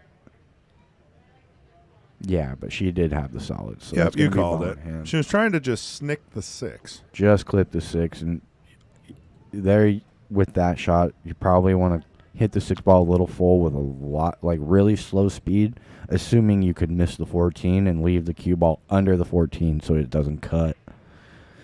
But I think she just tried to come off too thin off to that 6 ball. We definitely have a match on our hands here. I mean, it's been tied since the beginning. And so the question is whether or not Tami likes breaking out the 10 ball now, that 6, 7, 10, or leaving it for last, because I don't like doing it in the middle. Right. And I would start with it. I would like, if I'm thinking I'm running out, I'm going to start with that. But if I have any questions, I'm starting away from it like she is. So, really, well, she knows. I mean, you can make a couple of these and, bail out still if she has still to. Bail, right? With where that 14 is, you can just push it towards the pocket. And if she gets a good angle, the 14, is going to send the 10 out there. Yeah, you're gambling a little bit. Where she's at now, this is no easy shot to get to the 14. Right. Plus this 11 slides in the side. If she's putting topspin on this ball, she's got to be mindful of that top corner pocket. And she hit a little thick, which isn't the end of the world. She's leaving that 11 ball in a good spot. She still got the 14 as a good breakout ball. This is not bad. This is where which player has the most patience. Yeah. Do you just go for the breakup? I myself, I'm going to be moving the 5 out of there. Yeah, that's what's going to happen. And hiding the cue ball behind the 8. Just a slow, a little bit of a slow follow on that. She's looking away from it. Because I don't like where the 5 is. Even if, say, Tami breaks up the 6 and the 7, yeah, you still got to worry about getting on the short side of that 5. Mm-hmm. Yep. She's leaving it. She's gonna do something with this 6-7, which is risky. Well, now I do believe the 6-7 combo will go. Yeah, Natasha loves her combos. We know that. So that's actually pretty fortunate. She's still blocking the 10 ball. The 10 ball is going to bank. It's going to bank in the side pocket or the corner pocket. Solid move there. So you are forcing Tami to bank that 10 ball. She doesn't break it out to get out of the rack. So definitely not a bad play there. That was pretty good. Clean cut, not a lot going on for a leave. Nope, she's probably gonna. Here, you want to cut this 11 and hit it pocket speed, so that way, if you miss it, you bobble it. You don't want to, you want to hang this 10 ball because then you're cutting off that combo. What do you think about putting it, kind of tight against the 7?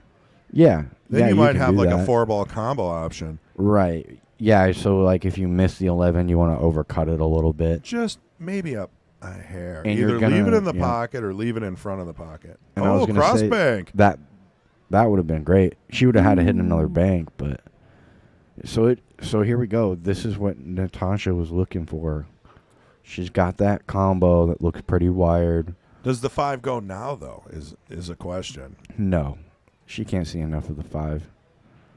to make it. Yeah, That eight that's ball's behind the blocking. 8. So you just got to worry about it. You make the 7.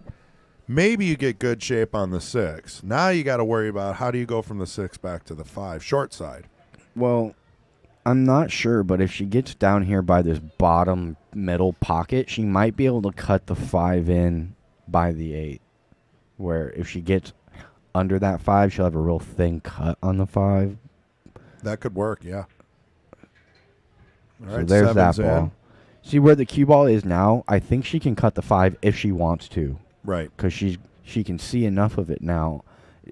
It's close, though. The only thing is that 8 ball is super close. Like, you might end up clipping that 8 ball before you have the enough of that 5. So, and really, you got to play that 5 ball in the top right if you don't have it by the 8 on the top left. She might even crash into this. Yeah, I don't mind that either. Oh, needs a good bump on it. She's gonna have a bank. This is a great bank. This is a two-way shot. You can just stop the ball. So I see the safety. You stop the cue ball. No, you play the two-way here. You stop the cue ball because the safety here. You're just playing behind the 8, right? Just lock it up. Yeah. Lock it up. I don't mind the two-way. The bank is laying pretty straight where you just stop the cue ball if you Let's make say you it. make the 5, though, and now you're tight on the 8. Where do you shoot the 8? A little closer on the 8 ball, but if you Right. stop it right there, you still have a good inch, 2 inches away from the cube I from see. the 8 ball where you can play it up in the downstream in the bottom right or in the right-hand middle pocket. So it's kind of, like I said, it's a Yeah, two-way she's thinking shot. about it. I think She's- the way Natasha's been playing today, she'll probably play the safety and play her shot and just really lock the cue ball up. I mean, I feel like her stroke, her, it looks like she was lining up for it. She was. Right. She was. And see, that's always a safe shot. And she got kind of fortunate. She got really fortunate, I should say, to not even give up the 11 there. Right. Off the rail, tough. This isn't even really an easy hit No. for Tami. You know? I mean, You don't want to scratch. your 5 ball is kind of locked up from Natasha's point, so I like just kicking at the 10 and not messing with the 5. Because if you kick end rail where you're closest to, you have a chance to make the 10 ball. And then you have shape on the 11, you know? Right. If you play off that end rail closest to the 8 ball, kicking at the 10 ball in the bottom right pocket. If you miss it, you're fine because the 5 ball doesn't go by the 11. If you make it, you got easy shape on the 11. Oh, that was a good hit. That's a great hit. That keeps her in the game. And that's the defensive way to play that kick, you know? You're not going to make that 10 ball, but you're also not disturbing that 5-11. So here we're just interested to see if Natasha tries to squeak this 5 ball past the 11, which I don't think you can do. I just don't think they lay correctly.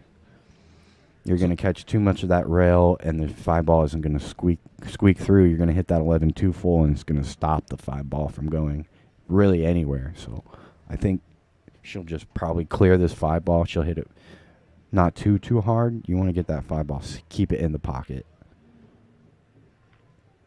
Well, I'm not sure she meant to make the 11 there.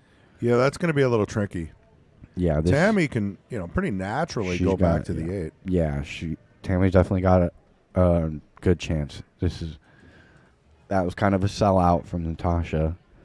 So Tami's got a really, really good chance. Just make one good shot here and get down to the 8. And that's going to work. She's not afraid of these 45s, Nope. Doesn't mind them. She doesn't stray away from them, you know. She definitely didn't try to get close to the 8 ball, just taking what the table was giving her. And just going to bear down and really stroke. Got to make sure you stroke this ball, which she has been. She hit it great. Very nice. Watch outside pocket. Got She's a little safe. close. Yep. Patrick shot. Glynn says he's on his way. We had Lisa talking about Efren got third at 68 years old. And Shelly Drake from the mobile pool streaming must be all that lifesaver Justin plays, because we were talking about Justin earlier, and he's got that game.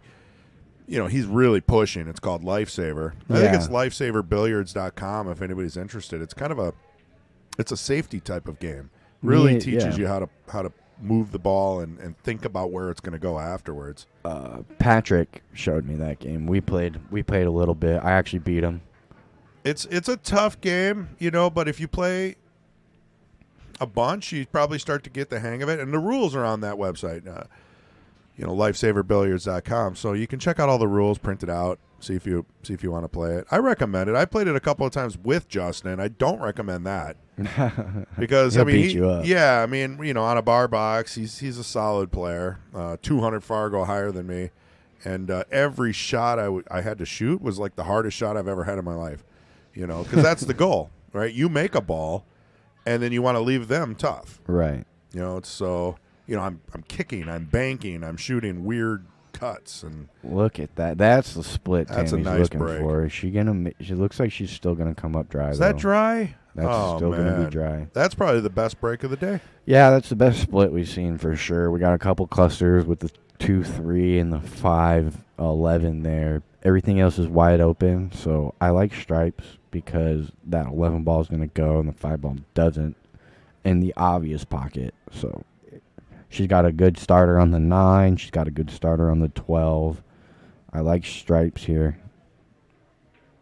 I'm starting with the 9, rolling forward for either the 13 or the 14. When Tammy's got the lead, is that the first lead, or has she had it before? No, she won the first game. No, she won the second and the third one. Oh, okay. Natasha won the first one. Tammy won the second. Keeping the pressure on her. I mean, it's a back and forth. You got to keep up on it, otherwise Tammy just cleans up. Right. And really, when Tammy has been winning, I feel like it's just because Natasha isn't quite running out when she feels like she should. Right. She left a couple on the table and gave Natasha a couple like fairly straightforward outs to end the match. I mean, that 5-ball two-way that you're talking about put her in a position where she couldn't make the 5 afterwards. Right. So, if there's something to be learned from that, try not to tie your balls up. Right. Oh, excuse me. So she was trying to play the 9, but tree topped over that 2-3. She didn't have anything easy. And she didn't give anything away here either.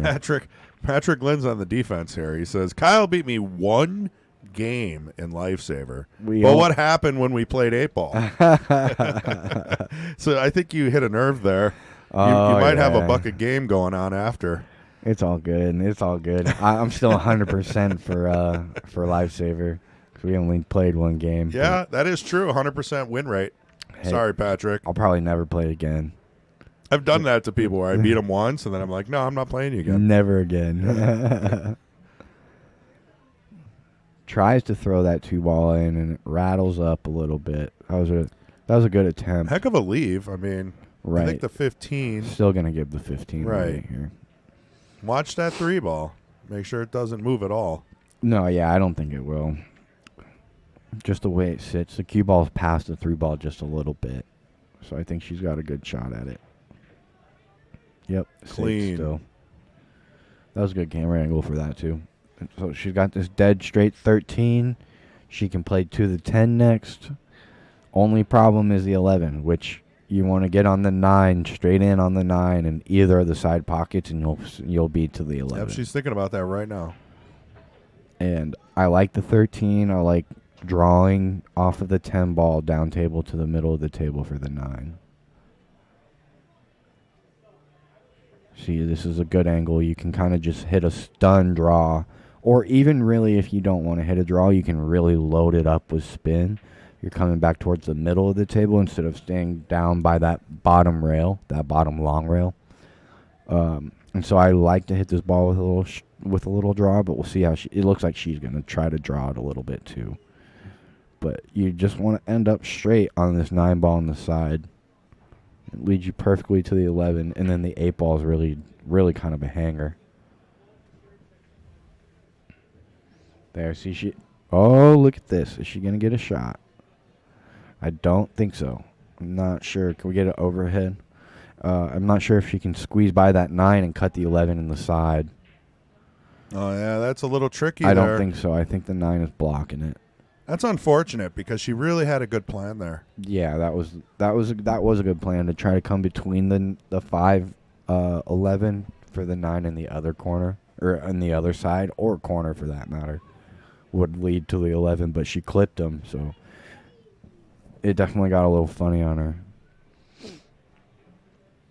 Now, from this view, another problem I'm seeing is that 14. It's going to go in that side, either of those side pockets, but it doesn't play by the 8, I don't think, and it doesn't play by the 7. So we have to get under the 14 in order to make that. Get by close to the 8 ball probably for the 14, or play it now, move it now. I like this shot. Leave the cue ball on the end rail here. Maybe even tie the 14 to the 8. She hit it with more speed than I thought. But she did leave the cue ball on the end rail, which is a good shot. So you're leaving that 2 ball, which is hanging. She can probably play the 7 in the side if she wants, but that's not a very easy shot. She already, I think it was Tami who already caught a point of the side pocket. It might have been Natasha, I'm not sure, but that shot in the side pocket, it's always just so, it's touchier than I like personally.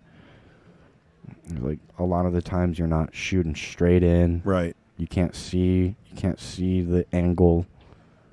It's kind of a blind shot, so it's just more difficult than I prefer, I should say.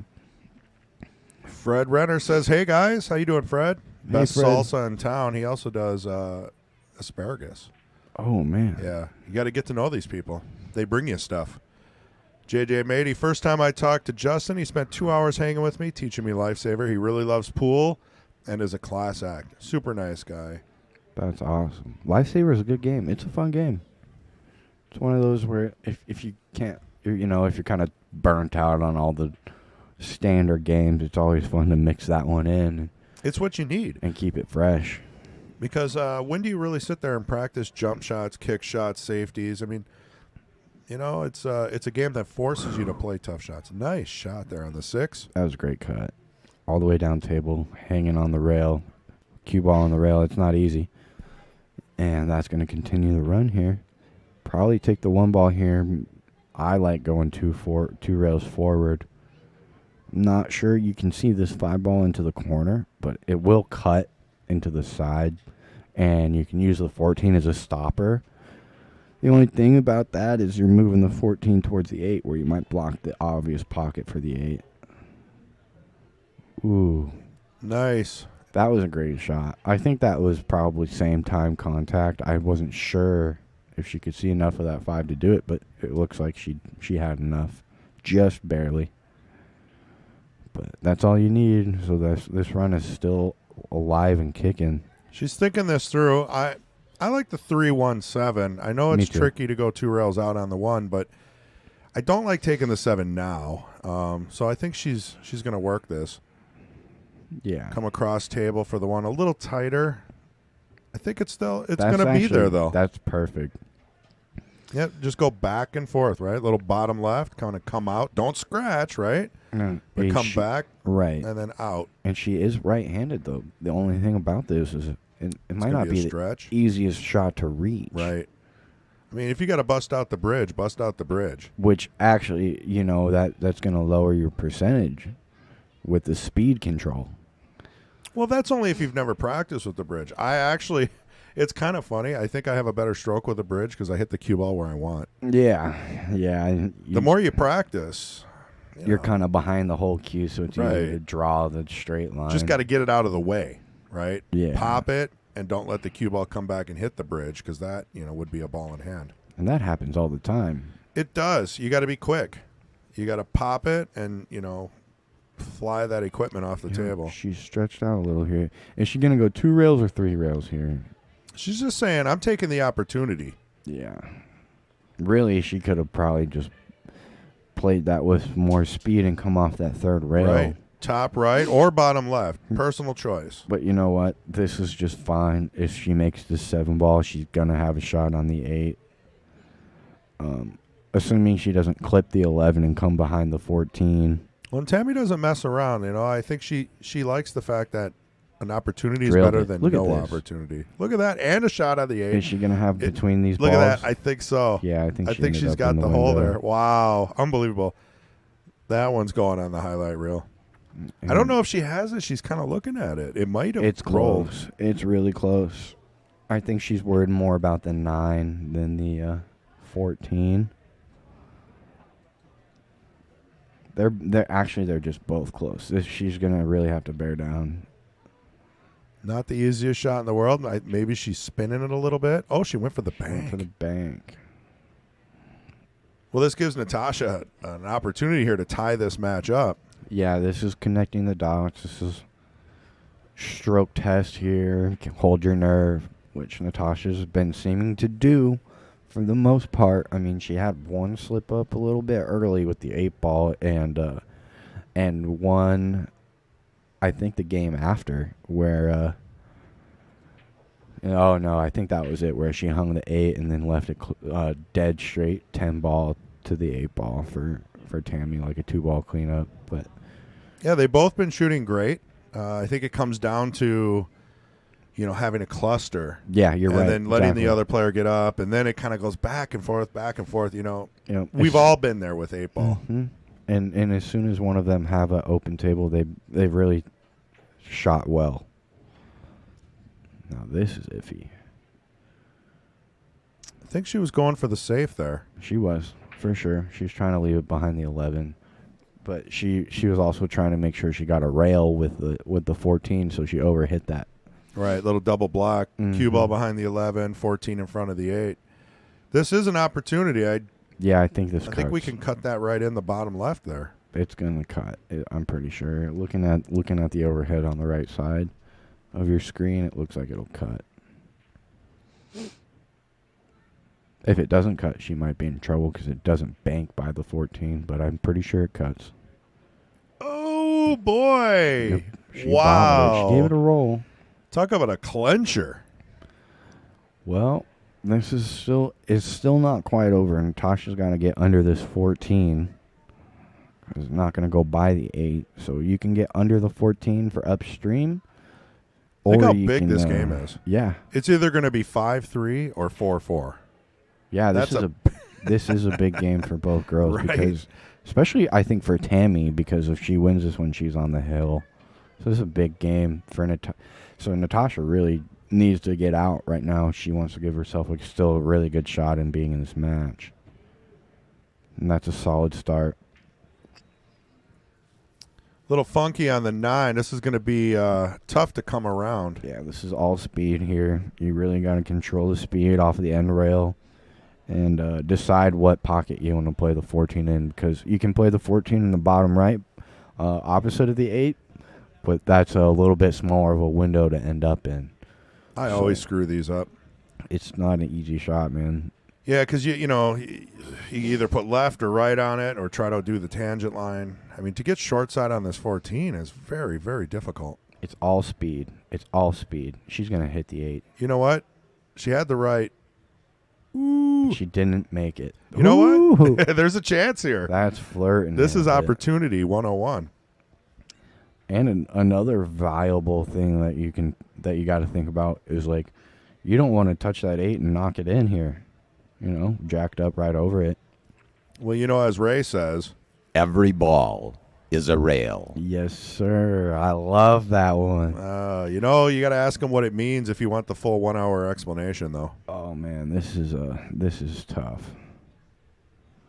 This is just so treacherous. I mean, it comes down to it. And we have the bleachers are almost full. Yeah, we got the kiddos watching. People are waiting for the tournament to start. Pressure's on. This is not fun. If she drills, this will be a shot of the match. Gave it a ride. She definitely gave it a ride. Man. Wow. I mean, she hit it good. She hit that as good as you could have without it falling. Jacked up over a ball with proper speed. I mean, that's In easy the to miss by pocket. multiple inches. I think that's as hard of a pull shot as you can get, really. Well, Tammy's got the hill, as we call it in pool. She is on the hill. She's one game away, folks. 5-3 in a race to 6. Looking to dethrone our returning champion. Well, let's be clear. Tami has won the Queens before, so she's no stranger to this. No, not new territory. Right. She travels a lot, so she usually can't play every week. But she has had, I don't remember, but I know she's won a couple in a row at least. Yeah. And she's playing solid. She's playing like she's been here before for sure. I mean, like we said, I think once the table's open, both these ladies are really executing pretty well. Right. Nobody's really making silly mistakes. Well, it's all down to this break. I mean, if she gets a good break and makes a ball, she can control this match. This will be the last time she gets to break. She hit a really good break last time. She hit it right on the front. This is solid. another dry break, though. Unbelievable. I don't think we've seen a successful break yet this match. Well, I think Natasha's first break was pretty good. And then after that, it's been a little shaky. Yeah, but it was still dry, I'm pretty sure. Yeah. I mean, people say who play on that table that it breaks tough. Now, Right. they said that before, and then we got new diamonds. So these are brand new, right? Brand new Simonis, HR, brand new rails, brand new everything. And they were leveled by, John from Diamond. So can we still use that excuse? I don't know. Okay, so she's going to give a good chance to Natasha here. She's taking the stripes, which is just fine. The only problem I can see for the stripes is the 13, because that 9 ball is going to pass the 8. So she's got to get good shape on that 13 next to the 2. Right. Which the 11 ball is a good ball to do it. But she doesn't have much of a shot here. This is no easy shot here. Looks like we got a full tournament today. Yeah, it really did fill up in the last 20 minutes, huh? People like walking in. Wow, look at that. Beautiful shot.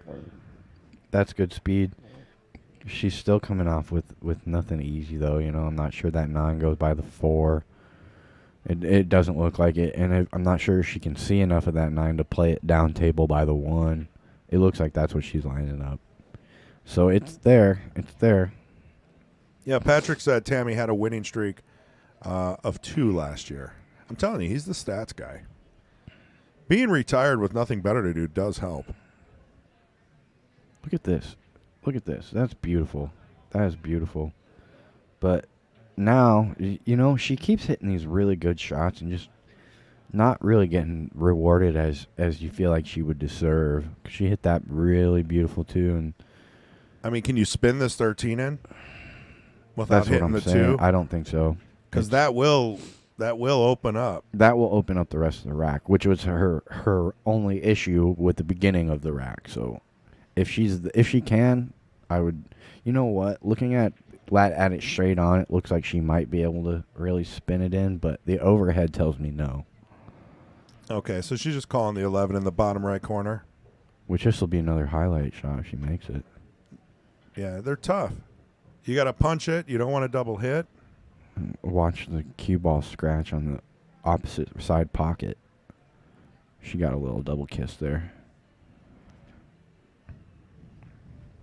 All right, so that's going to give Miss Tami here a chance to come dethrone Natasha. I mean, the 2 causes some problems, right? But let's see what she wants to do here. Now, if you clear the 5-3 first, which it looks like she's going to do, the 2 is going to go upstream, and the 6 ball is a good ball to get to the 2 upstream. So it's a doable rack. And I think the 7 is actually going to squeeze between the 14-13. So she's got no real issues here. The 4 goes in the side. The 1 ball's got a pocket. She just needs to navigate the table here. She ended up a little straight on this 3 ball, so I'd like to see her draw back for this 4 ball in the side. But this isn't the end of the world here. Like I said, that 7 ball is still going to go, I'm pretty sure. So I just wanted to mention quick from Holly DeVillers that they are putting together a benefit for Steve Metoxen. That's going to be Shelly Tremmel and Holly DeVillers. Get a hold of them with questions. It sounds like it's going to be here at the Mad Apple, April 22nd. And look at this. Everyone who's known Steve Metoxen should be here. That was a good bank from Tami. So she's still on the run. She's got a little bit of an issue here, though. Now this, I keep saying the 7 ball, it looks like it goes, but now she's got to worry about the scratch. Ah, look She at that. played it in the other side. Got That the was 2 brilliant. out. Oh, I love it. That was brilliant. I love these shots too. Now these are tricky, but can you see a little bottom left come around for the 2? Yeah. I mean, that's what I like. Yeah, this is a... You got to hit it good. This is a real touch draw where you really Right. don't want to put too much speed into the cue ball. You want to really dig into it, but she's Follow going to the play... tangent line. She's going to play top and play for the 4 ball. She's going to play for the 4 on the side. That's just fine. And if she can't squeak by that 13, though, she needs to be careful because if she runs into it, she can end up behind that 13, pushing it right between her and the cue ball and the 2 ball here. So she's not out of the woods. This is a speed shot. You got to focus on your speed here. Make sure that if you are running into 13, you get enough speed to get away from it. And if you aren't, you don't want to go too far. So she squeaked by it there and didn't end up too far, dead in the middle of the table. This is preference. You can go follow 2 rails for the 8 ball in the same pocket, or you can put a little baby draw on it, coming off that side rail back to the middle of the table for the cut on the 8 and the top right. But she's got a good chance. I like Tami to focus and get out here. No. That's fine. Yeah, that's beautiful. but man, I'm just talking. Like, that's a clencher, right? Every shot's a clencher. It's one of those where you let out a deep breath after the ball's finished, you know? Oh, my. You Yeah. let out a little sigh of relief. This is the thing, though. Because Tami's on the hill, Natasha may call a ref. I don't know. No, it's a good shot. It's a clean shot. It is goes, clean, but it's yeah. close. If you hit the 14 first, ties go to the shooter, all that. And Look at there that. it is. That's it. That was a great match. Unbelievable. So I just wanted to bring up, Holly is talking about Steve Metoxen's benefit tournament, and that's, again, going to be April 22nd. What are we doing? I'm sure it's going to be Scotch doubles, and PM Shelley Tremmel to sign up and must be paid by April 14th. So what I'm going to say to that, Holly, is we probably should get a flyer out there, and what we'll do is we'll push it real hard on the stream for you because, people don't remember things you say sometimes. So we'll work on that. Did a good turnout. Thank you, Kyle Drake, for helping me out with the queens. Yeah, congratulations, ladies. You guys both played really well this week. We have a new queen. We're looking forward to Tami next week. So thanks, guys. We'll see you in about half hour or less. Yeah. Yeah. So 20 minutes, maybe. Well, we could either leave the stream running and just kind of focus on the background. I'll leave it run for 10 minutes, see what Patrick wants to do, but we may restart it up for the Jesters. Yeah, so that way we can rename the video and stuff. Correct. So thanks, everybody. We'll see you soon. About less than a half hour, we'll be back. Thank you.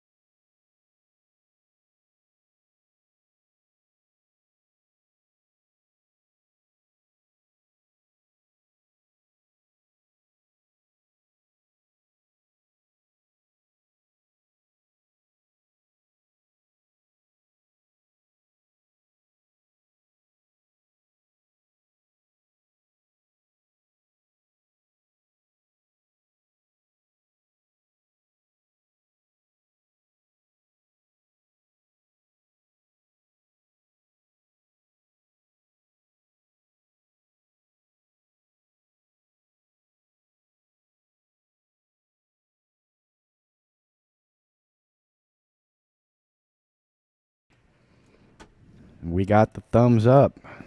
All right, everybody, welcome back. We got our Jesters match today. I'm Patrick Lynn, and in the booth with me is Kyle Drake. What's up, Kyle? Hey, I'm back. We got our challenger, Mark Hottmann, facing off against our reigning Jester here, Brandon Vieau. So I had his name wrong last week. It's pronounced View. It's French. So we're playing 8-ball, race to 7. We're at the Mad Apples Burgers and Billiard Company located on West College Avenue in Appleton, Wisconsin. I appreciate everybody hanging with us. Just got done with our Queens match. We got a new queen. Yeah, Tami. man. Yeah, she played great. Yeah. They both played really solid. No big mistakes, No, I didn't see too many straight in misses, and they both gave the difficult shots a ride, So they're both in it. So it looks like Mark has won the lag. He'll be breaking. He got to pick the game, chose 8-ball. All right. Looks like he's breaking the first ball. And he goes right in the drink. Unfortunate start. He did make a ball, so that's a good sign. Oh no, he didn't. No, the cue ball still is right there on the spot. He kicked a stripe in that I thought was a cue ball. It went straight in the bottom left. Good looking break, actually. That was a great looking break. This is a great start. Yeah, he doesn't really have a good starting shot though. He's got the one ball. He's got the one. The 6 goes upstream. Yeah, I think you're taking solids here for sure, actually. No doubt. Especially, the 8-ball's open. It goes. Yeah, and the 7 is probably the only ball that'll give him an issue if it does at all. And that's a good shot there. He's going to get to the 2-ball there. So this is a good start. This is looking solid. He's got the 2. He can cut the 4, but that kind of leaves your cue ball away. So he'll take the 2 here. Probably play it back to the middle of the table for the 5 or the 4. Ooh, kind of wiped his it feet in. a little bit there. So, I think, just looking at the rack here, that 7 ball is just kind of in a weird spot. I think it goes in the side, I think. So I think you're right. Probably get to the 6, then to the 7. Mm-hmm. I'm playing both in the side. It'd be interesting to see if he goes for the 6 now.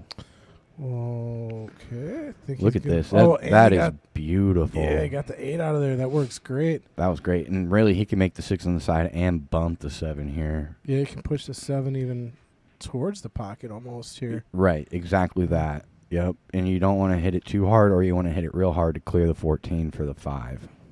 And he hit it hard enough to clear for the 14 to the 5. So he'll take the 5 here. This is a beautiful start. This is how you start a match right here, breaking run. Yes, sir. Barring any mistakes. It looks pretty straightforward here now. Cue ball's moving a little bit from the 7. Oh, no, he's dead straight, so that's a great shot. Just a stop shot. Maybe pull back a little bit, not too much. He's dead straight for the side, though. This is a good start. Just kind of trickle this ball in, leave the cue ball where that 7 ball is. See, now I like to pull back on that just a little bit. Just a little bit. He forces kind of a back cut here, which is, this is it's a very makeable shot, but it's also missable. Right. Yeah, he's in a good spot here. There's no scratch. He hit it good. What a start. Chalk that up for a break and run. Yes, to start us out. And if Brandon's won 5 weeks in a row, so this is his 6th week. If there's one way to beat Brandon, it's putting him in his chair, right? Don't let him shoot, which he hasn't got to shoot yet. It was interesting, man. I've seen a couple matches where the only shot the opponent gets to play is the lag. Yeah, you hit the lag bad, and then you don't get back at the table. So that's definitely one way to stop Brandon's streak here. And that's a great start from that. I'm going to check the data on the streak. You said this is his 6th week? Yeah, so I'm pretty sure he's won 5. Let's check it out. I'm going to count them up here. That's another solid break there. It looks like he actually hit the 2nd ball there. Nope. Okay, yeah, he had an off week. So he won, took 2 weeks off, and then he won 4 straight. Yeah. So he's at a total of 5. So he's after win number 6 here. Nailed it. So this is another really good break from Matt. He makes a ball, Cue ball's in the middle of the table, so he's got options. He can cut the 9. He can cut the 6. He can maybe play the combo 11, 14, but it looks like he's playing the 6 here and taking solids. But they're all open. They all have pockets here. All right, so he hits that ball a little full. It would have been a good start. And I'm not sure if that 5 ball passes the 15 there. What do you think? It's close. Yeah. I think Maybe if you cheated off the rail with the right spin. Yeah, you definitely have to cheat it. Possibly. Yeah. Possibly goes. If he's going to take solids here, he's going to have to worry about that because that 5 is not going to cut into the side. See if Brandon can work out his own run here. Yeah, I think that 5 goes. And if it does, he's in an ideal position to take it. And then he'll have the 3 ball after. Just stop it right there, take the 3, and then that leads you to the 7. The only issue I can see here for solids is that 4 ball. You got to play short side for the top right if you don't want to move it, which the 2 ball is in a good spot to do so. He definitely cheated. He cheated it high off the rail. Mm-hmm. I think he could have cheated it like right where the fit. I mean, he had room. Yeah, he had room. He could have walked that down a little more. And that's a tough start. But he did establish, so he takes the solids and blocks that 15 ball from going anywhere. Yeah. And that 10 ball is a problem for stripes as well. Yeah, So 10 balls in jail right now. Mark's got his work cut out for him, which didn't seem to be a problem in the first rack, so we'll see how he responds. Yep, he caught the point there. That was a little iffy. So we got Brandon coming here. He'll probably play the combo. Yeah, he's eyeing up this combo. Kind of probably play a little cautious here. He wants to keep that pocket blocked, I think. So yeah, if you slow roll this 7, you still got a good chance of blocking that pocket. Or you can take the 3 ball right now. Yeah, that's what he's actually going to do. His issue is still just that 2 ball. So he can get at it right now, but he's not going to be able to move the 10 the from 2 here. to the 4. He can draw back. It's a touchy shot, but you can draw back like 4-5 inches. Maybe. I don't know if it's going to help him out, though. Yeah, that 4 ball will go in the top right. I think you just stop it and play it in the side like that. Nah, see, I think he was trying to draw it back. He just didn't quite get under the cue ball like he wanted to.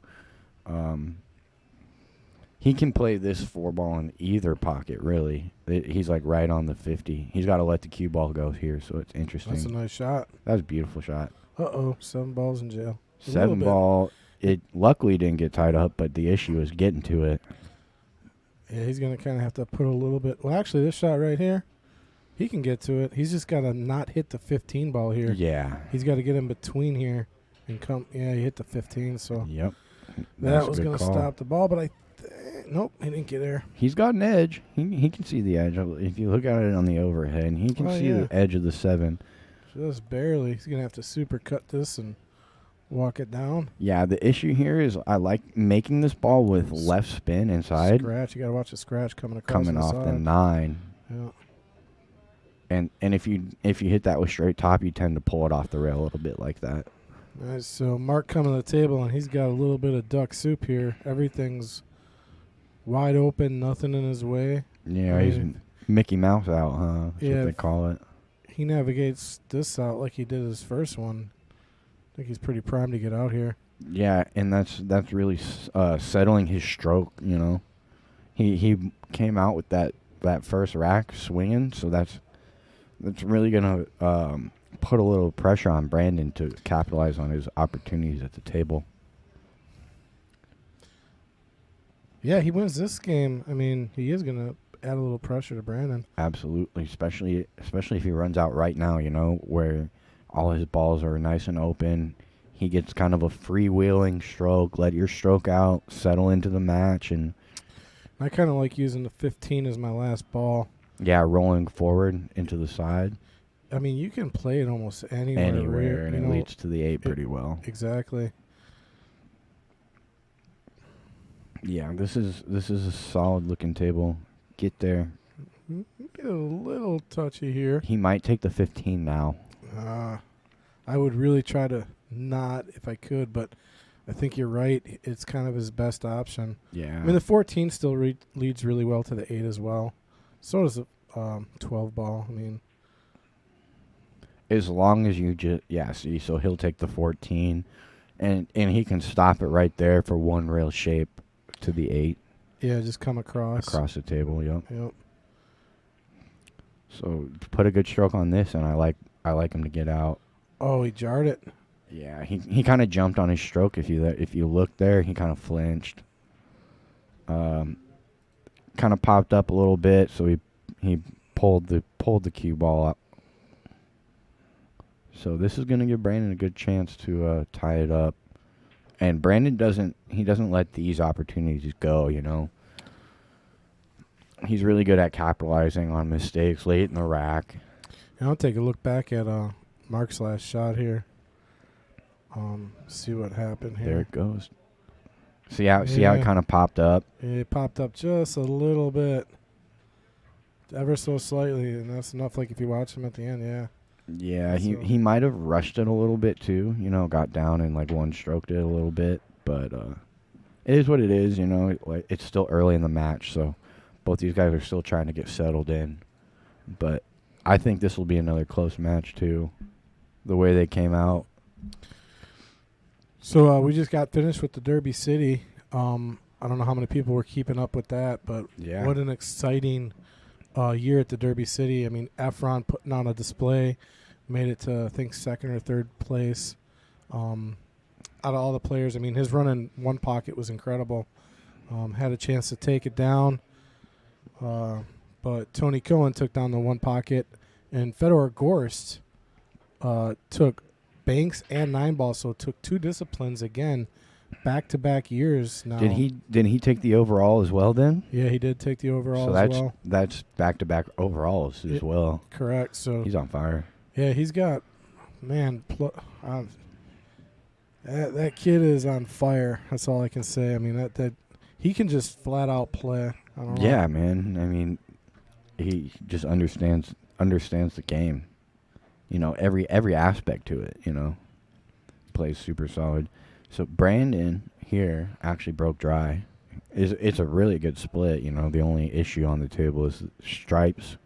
I like solids here. Right, yeah, Yeah. because of that 15 and 12 tied up. And look at where the 4 and the 6 are. He likes stripes too. He likes stripes. He likes stripes actually. Like that's surprising. It was a tough opener for Yeah. solids. I That was the would've- only issue. I think you could have maybe took the 6-ball, come Took off the 6. rail. That's what I liked. Yep. Yeah. Yeah, you had like a kick at the 6 if you couldn't see it clean. But that's gonna give it's still open table here So for tempting Brandon. to take this 1-ball, but I don't think you flirt with it here. No, I agree. But yeah, you just want to get that 1-ball out of trouble. Because there's not really an easy way to get to the 1-ball right now. Well, he can cut the set. You're right. He's a little thin on the 7 to get to the 1. Oh, he could here. use the 11 here maybe to stop. He might be able to clip the 1 here. There, he got it. He's there. He got there. He got to the 1. But again, this path leads. He might have a shot on the 2 or the 3 here. Yeah. Which Or I maybe mean, the 6. Oh, is that gonna drop? Oh, it did. I thought for sure that was going to sit. That's one of those that waves goodbye at you before it falls, you know. And he makes that back bank look easy. He doesn't know it's Sunday. The banks are closed, but not for Brandon, man. He banked that one super clean, and he hit it good for decent shape, you know. He's got a cut on the 2-ball in either the corner or the side, or I a think- cut on the 3. I think Brandon uses a different bank than you do because you always say it's closed, but it's always open. for Every him. Sunday, man, he just finds it. He finds it, man. He must. I want to go to that bank because Sunday is a good day to go to the bank. You got this cut on the 5. This one can get away from you. You can end up behind traffic if you overhit Good it. speed. Ooh, but got to make the shot. Yeah, it looks like he actually overcut that a little bit. So this is the second time Mark coming to the table with some duck soup. You know, just everything's sitting open, Yeah. nothing in his way. Got to clean it up. Yep. And he didn't do too bad the first time. I think he made just a little mistake and jumped up on that 14. But if he made that 14, I liked him to get out. So We'll see how his stroke looks for this rack to get out. I like his chances. You just got to stay focused. He let that one go a little bit. He probably wanted to play for the 9. He rolled about a ball and a half too far there, Mm-hmm. but he's still got an option here. He can take the 10 if he wants, and he can still cut the 9 or the 14 in the middle. Yeah. This is a slow roll shot. Ooh, kind of. And he held for the 12 or the 15. He's still doing okay. Yeah, I think he's going to go with. He only got the 9 too. 9 works good because you get on the 15, 12, Yeah. or the 10. So And you end up a little straighter. yeah, You it's don't almost have to take a heavy cut. yeah, it's almost impossible not to get good shape here. It's just natural here. That needs to sit. Watch side pocket. I think he's good. He went right in the drink. Right in the drink. Yep. That is the one thing with that shot, you know. I think he tried to check it up with a little inside. And you probably want to float 2 rails for that shot. Yeah, Brandon with a pretty routine 2-ball out here. Yeah. 5, 2 on the side. Just stop it, and then you'll be straight on the 8. Yep. He'll pop this out just a little bit. Sup Kiss is back with us from bringing in food pellets. Welcome back. Did you guys get a bunch of snow out there on the mountain? We got hit here in Wisconsin. I think down south in Milwaukee area got like 10 inches or something. Yeah, man. Yeah, it was snowing pretty hard. It's been a consistent snow. There's a good roll from Brandon to get to 2-1. Well, I'll tell you what, it could have been 2-0 very easily, and now Brandon is in the lead 2-1. So Yeah, absolutely. Well, missing- 3-0, you mean, because he started with a break and run, Mark did. yeah. And, Well, yeah, missing critical shots is, Brandon's going to take advantage of that all day. Exactly. We keep saying he's not gonna let you get away with those mistakes, you know. Every time I feel like you make a late mistake in the rack, Brandon's gonna make you pay for it. You're not gonna see the table till the next rack. So very critical for Mark to stay focused when he has those open runs. You know, just keep your stroke steady and make sure you're making balls and controlling the cue ball. As long as you don't let it get away, you should be out when those table is nice and open. So we'll see how he bounces back.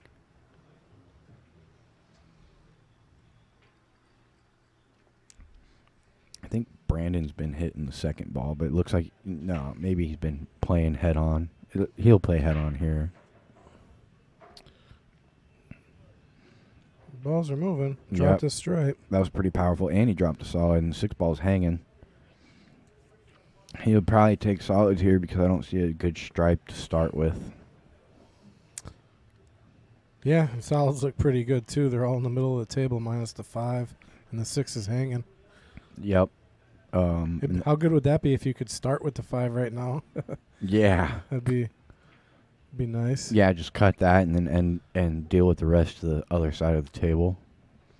That would be ideal, really. But I think that 9 ball's cutting you off from that overhead. It looks like it's cutting. He can't do that. Junkfex2 says, Oconto County Assassins. Let's go, Brandon.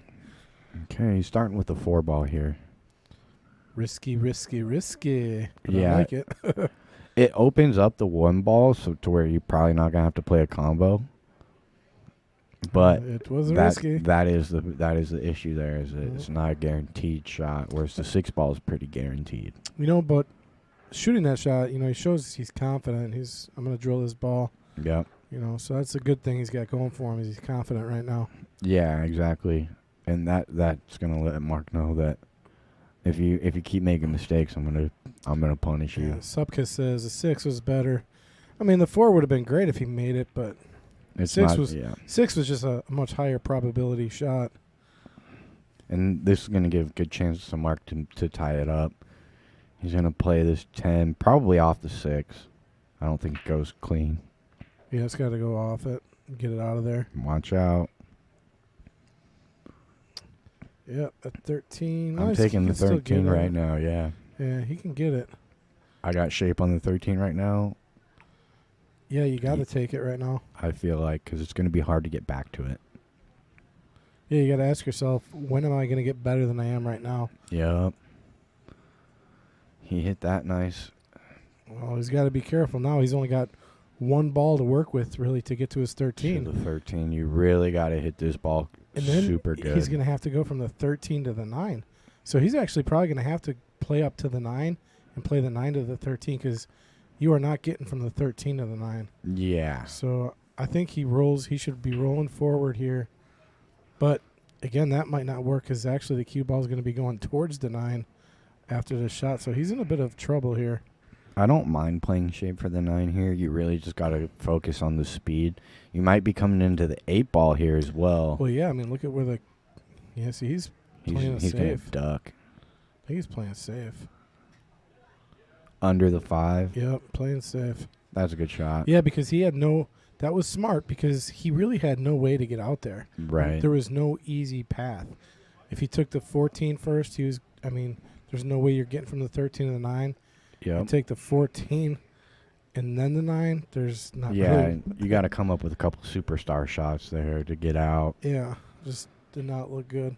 And he played that really well. He really blocked all of his options here. I'm not sure if he can, Brandon, that is. I'm not sure if Brandon can see enough of the 3 to make it. So his only option, really, if he can't see that 3 ball, is to play the 5. I wonder if he can play this 5 off of the 1. That would be something. Off the rail, off the 1 into the side. that looks like it. I mean, that's a low percentage, and your cue ball's tracking towards the corner pocket. He's trying it. No, I like that. I was gonna say he can play under the 9, just like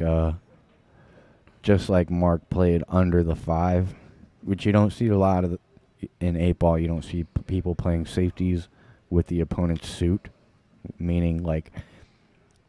Brandon's a solid, but Mark played a safety with the 5 ball being a solid. You give a look to the ball, like you basically give away another safety because they're gonna get a good hit, but you limit the options if you hit it well and leave it close to that ball. yeah, I try to avoid that at all costs. But I mean, sometimes, like in this instance, I think Mark played the right shot. Yeah. And Brandon played really good counter. I mean, there's not much here for Mark to shoot. Okay, now that's gonna hurt. Well, you know what? I don't think that 4. He can't see the 4, so he's got to play the 6. Yeah, the 6 goes though. Yeah.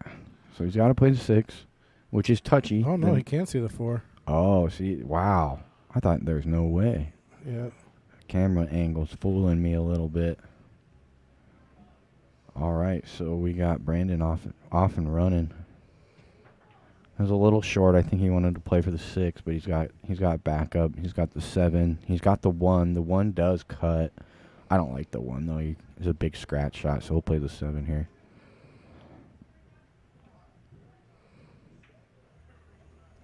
He puts a nice stroke on it. Yeah, he's looking pretty good now. If he can, I'd like to play to the 6 here so he can use the 3 as his money ball. I like that. Yep. So he's not going to go with he's going to play the 6 ball for his money ball, it looks like. Yeah, that just makes it a little tougher. But, I mean, it's still, as long as he gets a nice little angle here, like that, yeah, he'll be good.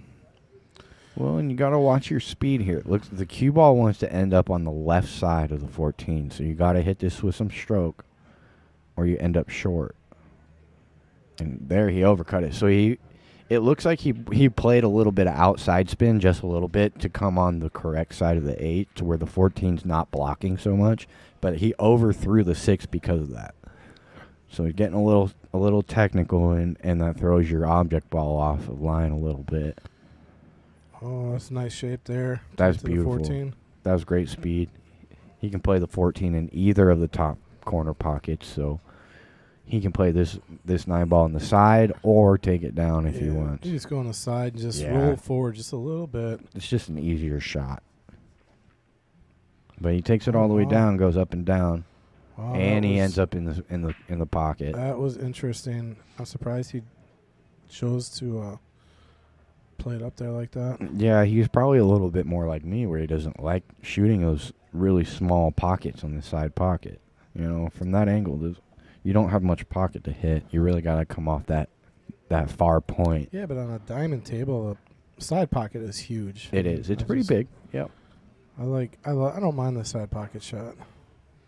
Yeah, and that's one thing I have noticed. A lot of people don't. And Yeah. If I'm playing on a valley, I try to avoid it a little more. Is he gonna draw this ball? No, he's putting top. Yeah. Coming straight up the table, one rail here. Oh, he Two played rails. two. That's good because it goes in line with the ball. Yeah, I like that. Came a little short, but Right. I don't still think he good. gave himself enough top spin. I think he just popped that ball over. Maybe he plays a little bit more top. You're flirting with the side pocket a little more. There it is. Yeah, he drilled that ball. All right. So Brandon jumping out in front here. Is Mark started off hot, break and run, and then Brandon It's just 3-1. Yeah. pumped on the brakes and said, "Slow down, slow down." Yeah. Yep. And Mark's had his opportunities, but every time he misses those opportunities once, anytime, it just takes that one mistake for Brandon to jump in and take over the rack. So we got 3-1. Brandon's rolling. Yeah, if you want to beat Brandon, you're going to have to limit your mistakes because he's going to take advantage of every one of them. Especially late in the rack, Yep. Even if Brandon runs all his balls and leaves you duck soup, like you say, if you don't get out from there, he's going to come back to the table and make you pay. And we even seen it in previous weeks where And even that's what if it does. Brandon's got to be careful of leaving that because he's done it 2 or 3 times this rack Yep. where, he runs the table, leaves 2 balls, 1 ball on the table. And that gives Mark, the opportunity to just come and clean it up. But Yep. So I would say Brandon's probably been a little fortunate right now that Mark hasn't. Right. That he hasn't followed through with his opportunities. Yeah, which is odd because his first rack was just perfect. A break and run. Yeah. he played, really good shape. Didn't have Yeah. to shoot anything too difficult. He controlled the cue ball well. We'll see how he does here. He's taking his stripes. Maybe he'll do better with balls on the table. Put some obstacles in Mark's way, and he'll find a way out. Right, there you go. And he definitely has one here with the 14-5 tied up being striped. So Yeah, he's going to want to get to that 9 ball fairly quickly to try and solve that problem. yeah, obviously the 9 ball is only ball down there. It'll be tricky to get decent shape there early. He'll go forward. But he's not going to be on the right side of the 9. No. Now, can he stop it there and leave him, maybe hit some draw off the 15 and play No, between the 8-5? That would push up too far. He's going too much towards the 8, huh? Yeah, he got too much angle for that.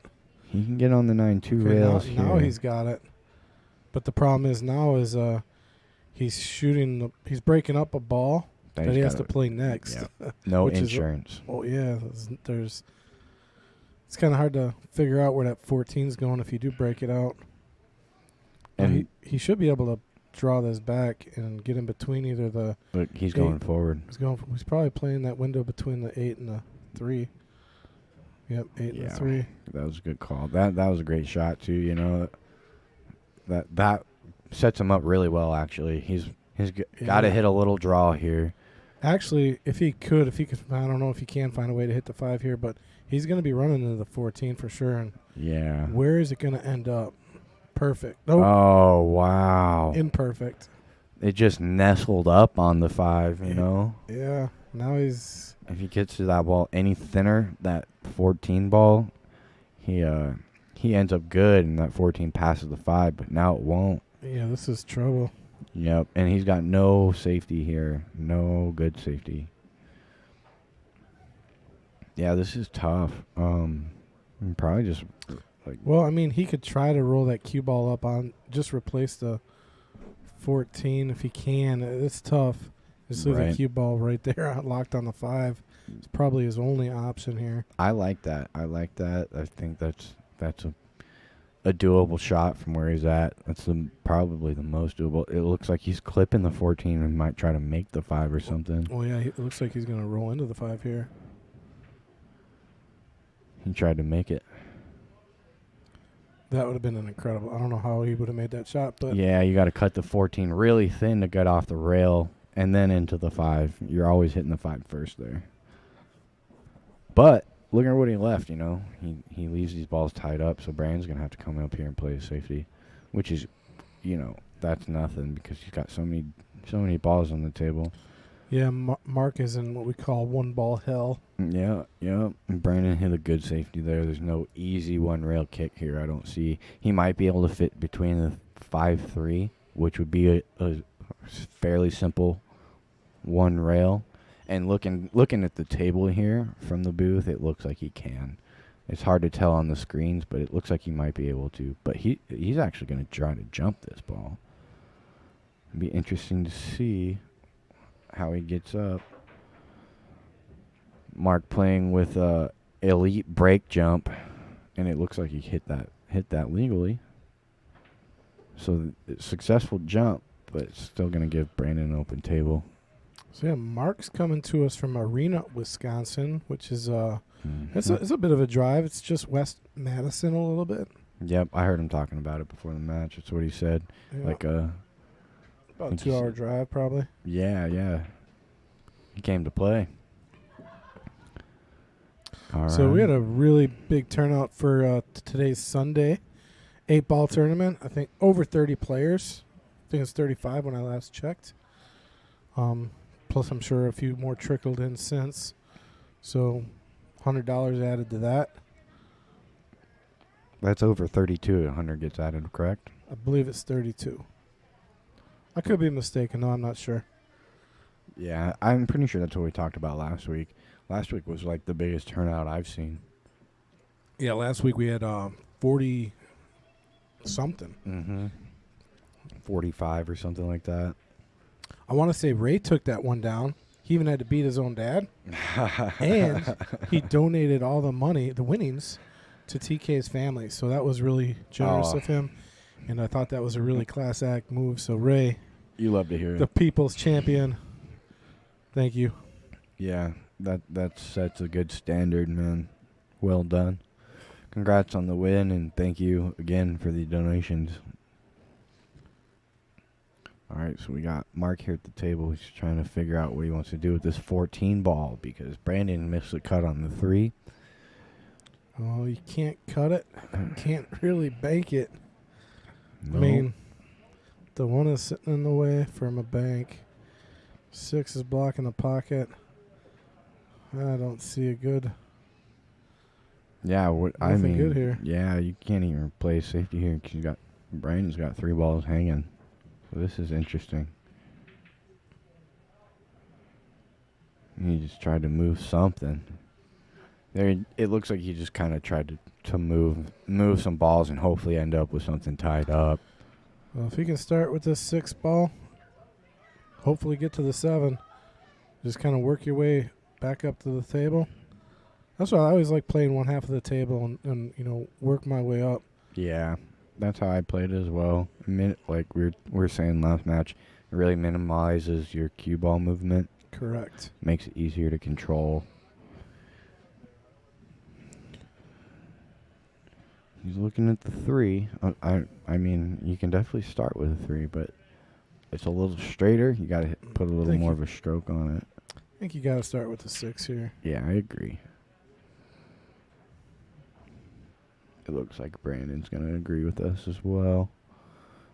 Play this 2 rails. You don't want to put too much outside spin if you do, because that's going to bring you real tight to the 7 and give you too much of a cut into the side. See how much outside he's putting? So it looked like he was trying to go all the way around the table there. Wow, he found a way to block himself.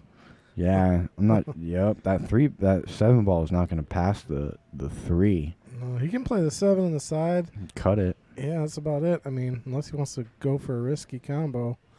Yep. I don't mind the cut here. Yeah, just cut this, and I mean, he's gonna have options. Yep, you got too many balls hanging to not have an option, some kind of look after this. Yeah, don't even focus on the leave. Just focus on making the ball here. And he puts a real smooth stroke on it, but Ooh. it hangs up. That's going to leave Mark tough because he's going to be jacked up over this 4 ball. So he's Over got to the find a way 4-5. to walk this all the way down. And he did select a shot like this earlier in the match with that 9 ball where he was pretty straight in the side and decided to take the cut Well, he's got some room, actually. between that 4 or 5. Yeah, so that's going to help a little bit. Yeah, he's not too jacked up, but it's still not an easy shot by any means. Ooh. Kind of rush that shot a little bit.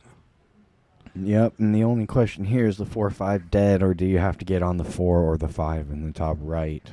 I think you got to get on the 4 or 5 in the top right. The 2 ball leads to it pretty well, so you don't have to deal with a weird, awkward combo. He can do the combo now if he wants it. It's there. It's there, but it's not straight in, so it'll be interesting to see how he plays it. He's just got to play it a little to the left side of the 5. Yeah, he'll cut the 5. Yeah, it'll be pretty easy there. He made it look easier than it was for me, I think. Anytime I play combos, I don't have as much confidence if I have a straight in shot. Well, when the balls are really close together like they were there, it does make him easier. It does help a lot, you're right. If they were another 3 inches apart, yeah, that probably would have been a little bit tougher. Much more dangerous, yep. But Brandon's rolling here. He'll probably roll through this. He's got to play the right speed on this shot. Yeah. And I don't think the 1 goes by the 14 if he ends up short. You just roll forward here. I think you play the 1 on the side, And the other side. or you could. All right. Yeah, he kind of rolled further than I thought he was going to there, but. Yeah, he could have popped that ball and, instead of straight top, like a stun top, ended up a little more closer to the left side rail, but he's got a tough cut here. We got Chris G. He's playing in the tournament today. Ooh. And is he going to hook him on the 14 here? Yep. Well, Mark's hit 1 jump, so we'll see if he brings out the short stick again. It looks like he's turning around to go grab it. He's shooting the J. Shoot the jump shot from downtown. If he makes this, he's got a good chance to get out. It looks pretty straight, though, so he's still got to hit this jump shot good. He's doing the poke method here. Yeah, and the dart. Ooh, he buries it, but he loses the cue ball off the table. Yeah, it leaves Brandon with a 1 ball out here. Yeah, he caught the top of the 14 with the second jump there and just ended up too much on the top of the ball. Interesting. This is exactly how I play this shot. Just how he's doing right there. A little stun. Yep. I play that shot the exact same way he does. Me too. I think it's easy to control. Yep. Okay, so we got Brandon rolling off again. And if you notice, it's another late mistake from Mark. I mean, there you can't blame him too much because he didn't have much with each of their players having 1 ball left. But that's another late mistake in the rack from Mark where Brandon just has a nice, easy cleanup. And it's going to be 4-1. Brandon's going to be breaking off in the 6th. Yeah, I think Mark's got to get a win here. Otherwise, it's going to get a little Yeah, too starting to look like a big gap, Yep. A four rack gap in the race to 7 is pretty big. Now, if Mark wins this one and can be within 2, that's much more manageable. And I feel like you have more confidence moving through the rest of the match. Let's see how Brandon breaks here. He's been breaking pretty well. He has. He's been hitting the head ball. I'm not sure if he's made a ball yet, though. I think he might have had 1 successful break so far. But he's been splitting them well and hitting them hard. He actually took a little bit off of that one. Yeah, it looked dry. I didn't see anything drop. Did you? Nope. It was dry. We got Mark at the table here. All right. He does have a shot on the solids. No balls are touching each other, so they're open. Yeah, I'm going starting with a 4 ball here. Yeah, I completely agree. And then you play the 6 and the 7 afterwards to get rid of that side of the table. Correct. And then as far as the other end of the table is for solids, the 2 ball's the only problem. He's not playing the 7, is he? Yeah, he is. I don't know if I like that. I don't think he's going to. He Yeah, drilled it. He's making 2 balls at a time here. He's got a dinner reservation he's got to make. I can't be yeah, wasting so my now time he's- with this one at a time stuff. He's tough here now. He can't play the 5. That's scratch shot. He's got the 2 ball. He's gonna play the 5. If you play this 5, okay, you got to play it with a really smooth pace and a lot of topspin, Yeah, wow, just so- like that. oh, See, he nailed it. he Nice hit shot. that beautiful. Anybody who doesn't know that shot, really pay attention to how you hit that ball, because it's so critical and that shot comes up a lot where you thinking that you're gonna scratch, but you can roll through it. If you roll through it, you got to hit it really smooth. Uh-oh. Okay, any Mhm. kind of pop shot on that ball is gonna throw you straight into the side. But He's in trouble. yeah, he overdrew that 4 ball quite a bit, huh? And probably just clipped the 3 ball here, or he can't even see the 3 ball. He might be able to see an edge. He can see the edge of the 1 ball, but really you're just trying to play under the 12 here and leave it tough. Oh wow, I could see the outside of the 1. And it hangs. That's gonna hang That would have up. been a nice shot. He was on the 3. He got a lot closer than I thought he could have there. He hit that. He gave it a good ride. Well, the good thing that he's got going right now is he's blocking a pocket for Mhm. Brandon, which Brandon may need that pocket. You know? Right. Yep, with that 12. Unless he can find a way to get really good on the 14 here, which is not going to happen. Now he might be able to play with inside spin here a lot. He could play this 13 and come I and get like good on the 14. I like that or a if, lot. Or if he rolls too far, the 12. But- Yep.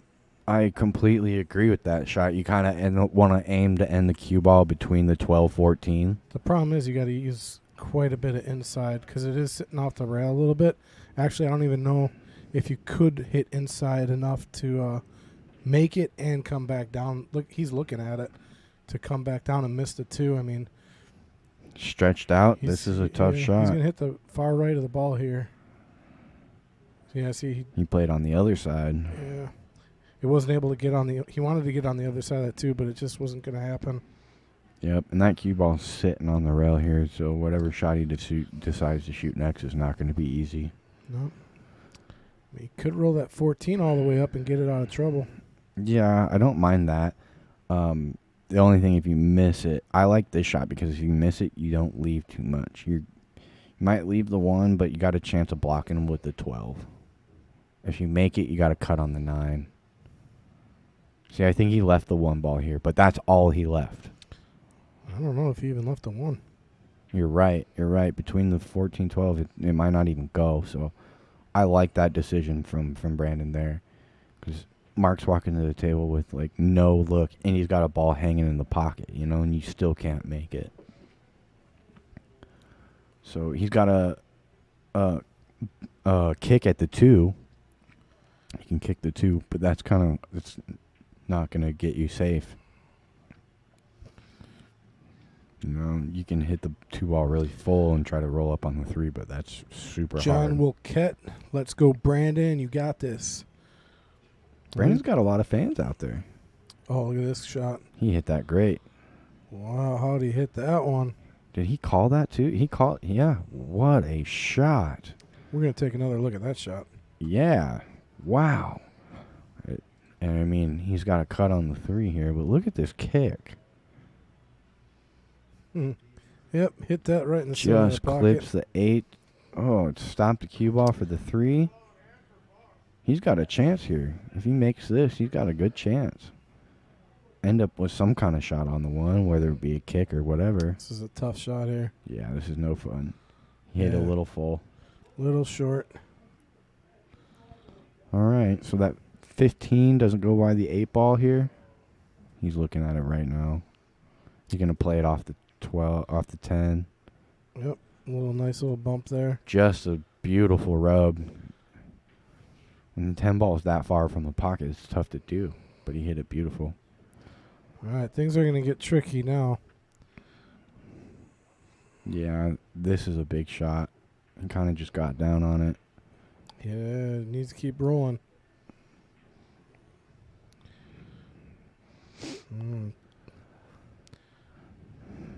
Is he going to try to follow this in? Yeah, I think that's going to be the play here. Yeah, he's going to leave a duck, and he's going to leave Mark tough. So that was a smart play. That was a smart play. He did give his opponent shot at the table here, though. There's a bank shot here. Mm-hmm. You make that bank shot with some top spin, you got a good chance to. Yeah, I never like leaving my opponent a shot, but I think that was the right move. Yeah, I agree. Puts a lot of pressure on Mark. Yeah, he misses his shot. He knows his game. Yeah, because It's probably over. It's another late. Brandon makes really good decisions at the end of the racks. Whether or not he can get out.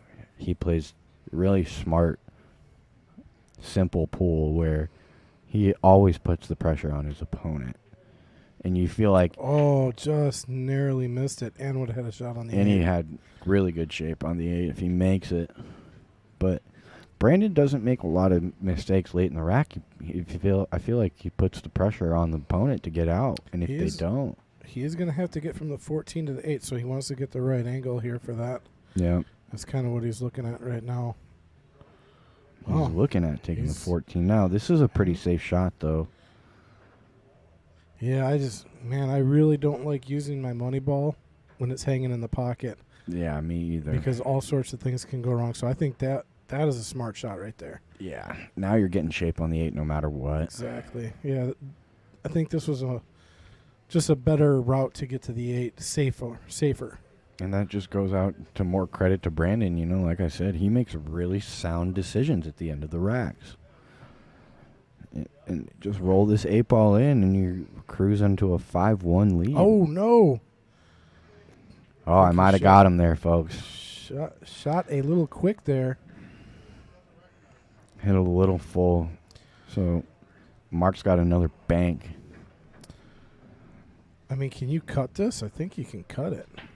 Oh, back cut it? Yeah, you can. I don't know. Back cut it. It's going to be tough. Let's see. Um, You got to watch the scratch here. Oh, there's that gets your blood pumping, huh? I was like, gotta watch the scratch. Anytime you let a ball fly around a few rails like that, It's always got a chance. It's just, I tell you, it's more likely to go in than not. Yeah, you you know. feel like it, huh? Oh man, You definitely feel like it sometimes. So Mark, with some life breathed right back into him, has got to feel good about getting that one because 5-1 is That's big. that's big, and 2-4 is manageable. Yeah. So he gets another win here. He's within a game. So Yeah, that was a big 8 ball from Brandon that he missed. You won't see him miss too many of those. yeah, and it wasn't even a tough 8. That was interesting. I don't It know was if I pretty got straightforward. The only thing I can think of that might have got to him was he was a little bit on the rail. I think he just shot it too quick. Actually, Yeah, me too. it's one of those shots where you don't give it any respect, and you think I make this shot 100 times out of 100. So Right. why even give it the respect? You Just did all the hard work already. You just put it in, and Yeah. you just kind of get down and one stroke it. All right, so we got Mark hitting the head ball here for the break. Looks like a decent split. Everything ended up kind of in the middle of the table, but not too clustered up. You got the 14-11. It was dry, so Brandon's at the table here with open table. It looks like he's got to take solids, right? let's see. Yep, I would agree with that. Yeah. Which isn't a problem, really. Every ball on the table for solids has a pocket, assuming that 2 ball goes by the 12. It does. There's a little. It's not locked. There's a little space between it. So Yep. All right, so he draws back for the 6. That's a good starter. That's a good opening shot. It's gonna be a little funny here, though. Playing the 6 on the side, there's not much he can get on really. That's gonna lead to a good path. An easy path, I agree. Yeah, it's just it's kind of a little funny of an angle here. Yeah, I He's think kind of hit it really, really good here. Yeah, it looks like he's digging down a little bit to try to stop this cue ball. Yeah, and that's gonna make the shot missable. And Yeah, he missed it. That's such a hard shot when you're jacked up, but he got away with it. He got away with it because all he left to look at was a 9. So I'm expecting to see his safety here from Mark. If you can see the 14 ball, I like clipping the 14 ball, opening those up a little bit, and ending up behind the 8. But he's looking at this gnarly combo. That's quite the combo here. Gnarly. I haven't heard that. That's a word out there from Arizona. Man, gnarly. I like to skateboard when I don't play pool, so it's kind of a little bit of my culture, you know. It was back in the 80s. It was gnarly, rad. Radical. Yeah, I still talk like that. But that was quite the gnarly combo to go for. Uh-oh. Floating towards the pocket here. He's got Brandon back here shooting the solids. It looks like that 3 might pass the 7, but I'm not sure. I like It's 5. close. He does too, I think. Ooh. Hit it a little full. Or overcut that ball, I should say, a little bit. Well, it opens up the 2 a little bit better, and the 12. Yep. So Mark is on stripes here, and again, he's got the 15 ball, which leads to the 9 or the 12 and the 10, whatever he kind of prefers. But what is he shooting here? He's cutting the 14. Okay. This is good, too. Yeah, you just got to be... Yeah, see, he was really careful not to move that 11. You don't want to tie that 11 up to the 13, but now he's jacked up. Yeah, but, I mean, this is a pretty... this is a makeable shot when you're jacked up. On these shots here, well, he doesn't even have to shoot it. He could play the 4 or the 12. Mm-hmm. But I like the 10 ball just because it leads to a better path here. I agree. I think. Now, when you're shooting this, you always usually focus on your object ball, but in this instance, I'm looking at my cue ball when I shoot this. I do too. Yep. There's a nice shot there. He did hit that really, really well. Carl Boyes has a video. JJ just called you Spicoli. Dude, you have a nickname. I got the hair for it. Spicoli. Spicoli was one of my nicknames back home. Are you kidding? That's too no, funny. dude. Yeah, for sure. You do have a touch of Spicoli in you, Dude, man. like some vibe. Yeah, I definitely have a Spicoli vibe. There's no doubt.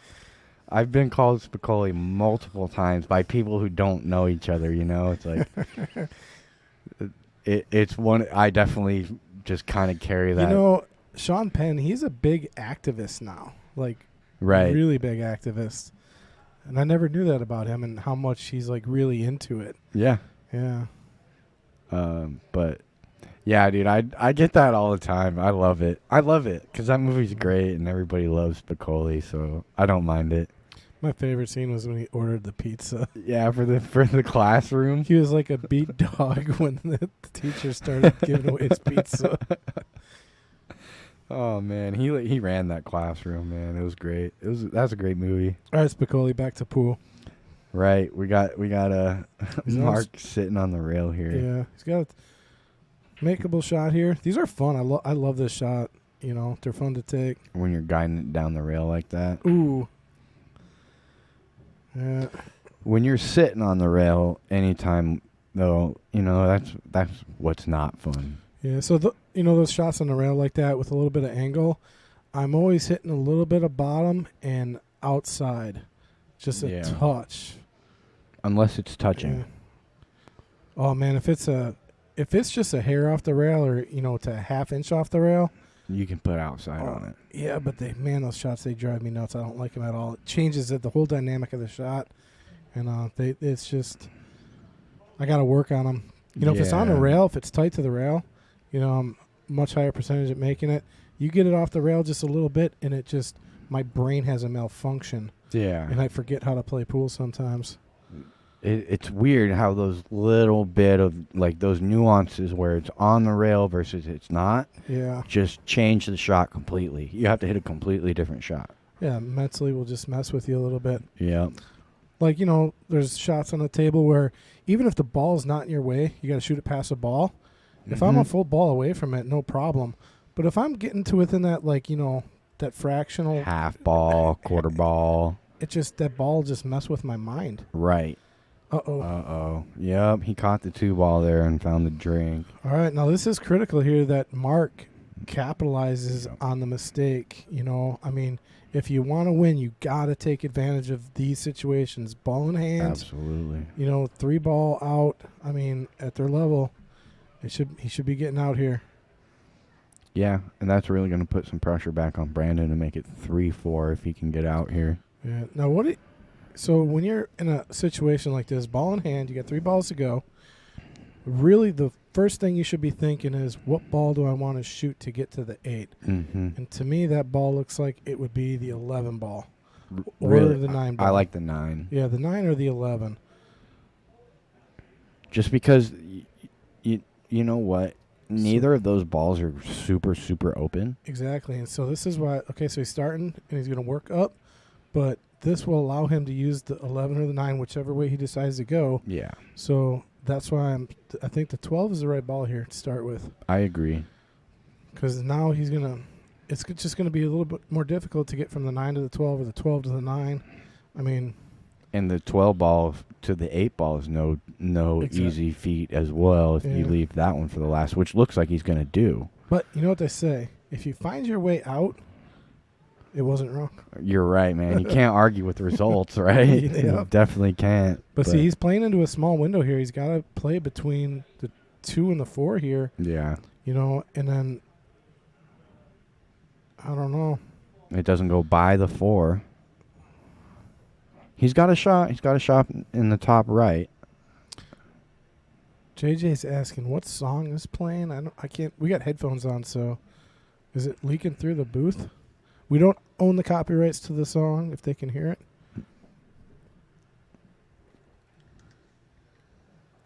Wow, look at that cut. Is the cue ball going to go? It goes. It did. Wow, that's so unfortunate. Well, like I said, I'd like to start with the 12. It just made it tricky at the end. You know? It was, man. It was never easy. I mean, he ended up pretty good on the 12 to get to the 8, but it was just a tough shot. And yeah, but I mean, 9 to the 12, like that was kind of the tricky. Those are givens, yeah. Yeah, he didn't really get the angle he was looking for. Made it tougher than it needed to be. It was pretty tough just because of how those balls laid. It was tough to get to the 11, really, really clean, like from the 9. Yeah, but I think if you start with that 12, you go up and you play. And you worry about those last 2. Yeah. And you're working your way up the table. You're not moving the cue ball, as you said earlier, right? Yeah. You're limiting the amount that you're moving that cue ball. Yeah. Anytime you can limit that, it's going to make it a little bit easier for you. Right. The speed control gets easier and all that good stuff that you definitely want at the end of the rack. It's like this one, Brandon's forced to take the 2 as his money ball, which is going to be tough. Oh, he's really good on it. Unless he just gets really perfect good on it. Yeah. Look at that. That was beautifully hit on the 3 ball. He put a little outside to come on the correct side of the 2. So now I'll just pop this in. He'll pop this in. Oh, he just rolled. He came up short on that, too. A little. No, I think that's a little more than a little. You could have been real easy. Now he's got to focus on it. See what I'm saying? Yeah. And he might scratch. And scratch, huh? Nope. Yep. Yep, that one dropped. That's unfortunate. Oh, Brandon made a big mistake there. Yeah, that's something you don't see him do a lot, It's like he really... I'll tell you what, Mark, he just stole this game. Yeah, and, he got himself back into the match with that, too. I mean, this is as close as a match as you can get. I mean, it looked like Brandon was pulling away. Right. And then It was 4-1. Yeah, Mark found his way right back into it. It was 4-1. Now it's 4-3. We got Mark breaking, who's already had a breaking run. So if we see that again, it'd be right back tie match. I didn't make a prediction for this one, but I think I got to go with Brandon, even though he just made that mistake. He's still got the lead. This is a big game for both players, but if Brandon pulls this one out, I like Brandon. Tell you what, if Mark wins this one, he'll have reapplied some pressure to Brandon, so we'll see how Brandon handles that.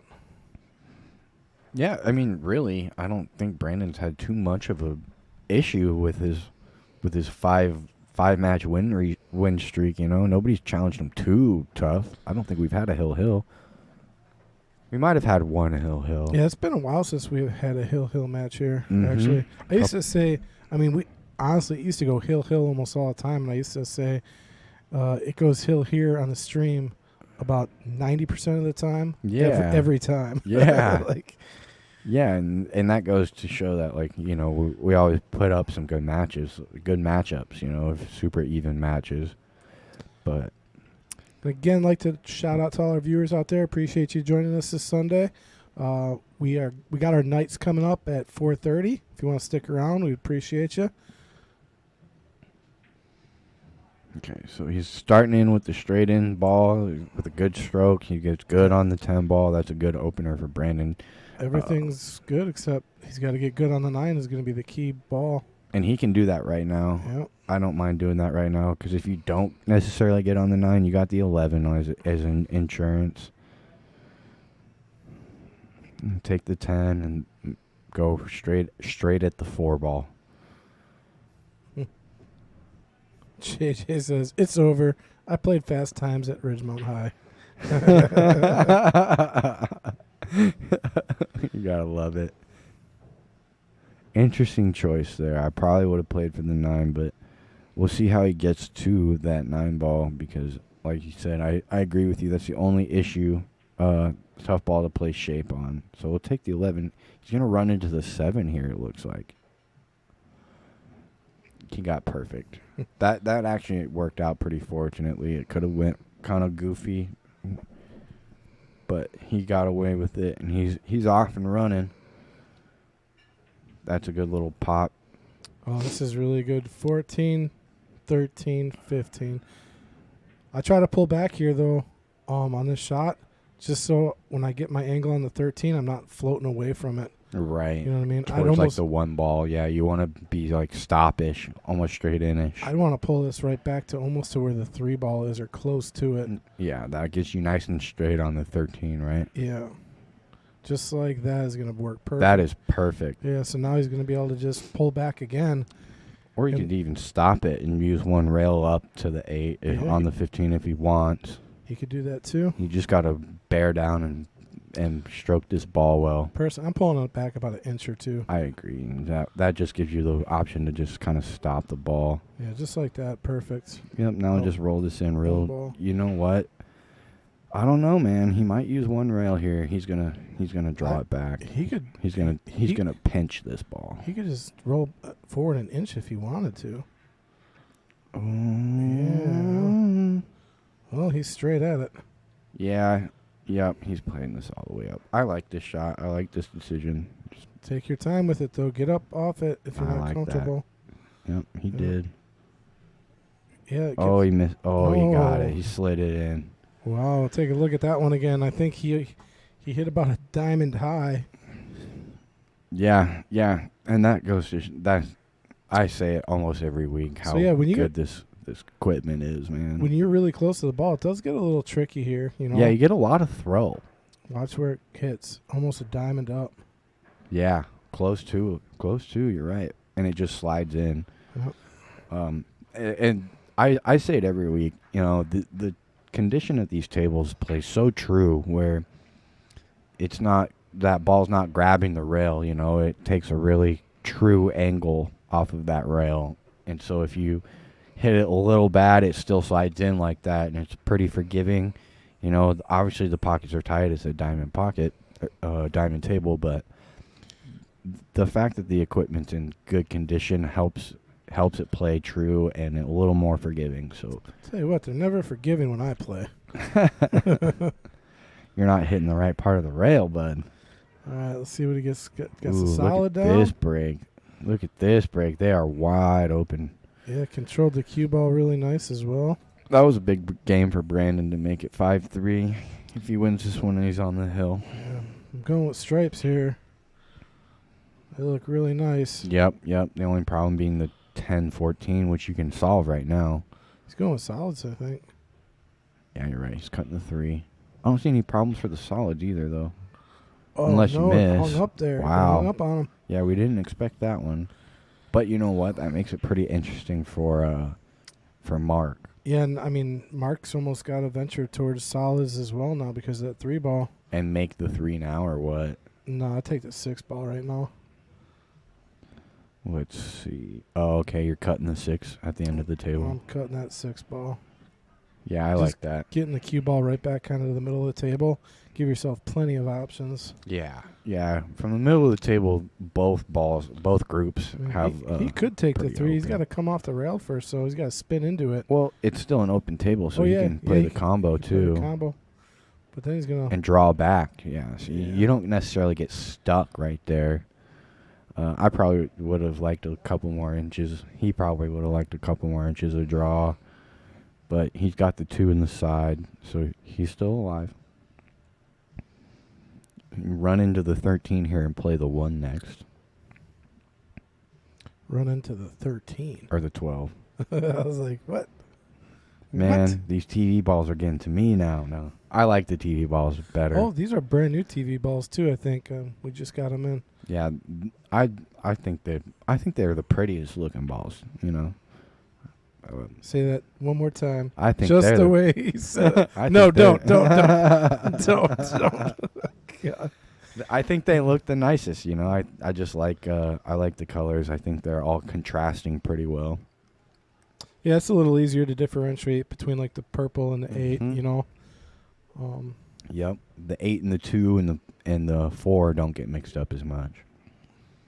But we got Mark running these balls out. All right. He's got to get to this 5. He's got to get a nice on this 5. He's pretty straight on this 4 ball too. Yeah. I just draw this back just a skosh, just a little bit. Yeah, I see. And play a long 5 ball. Yeah, play it a long 5. Don't try to get perfect on this ball. Watch outside pocket.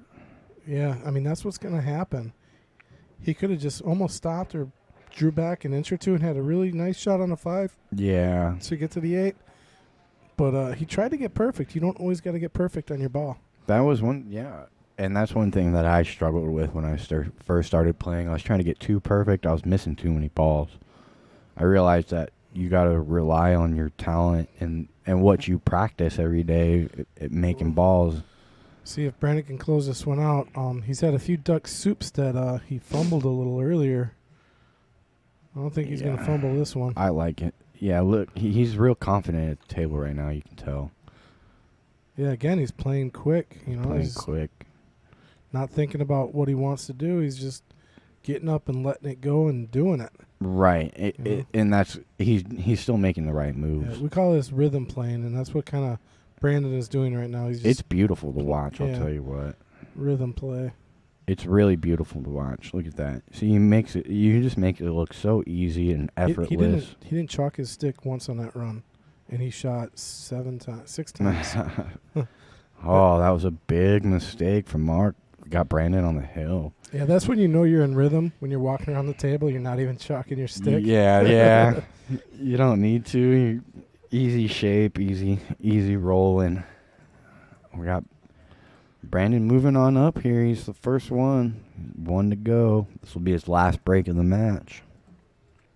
This will make it 6 in a row if he can pull one more game.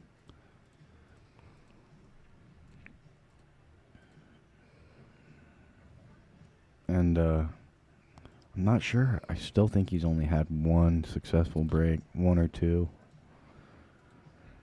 out of the 6 that he's got to hit. All right.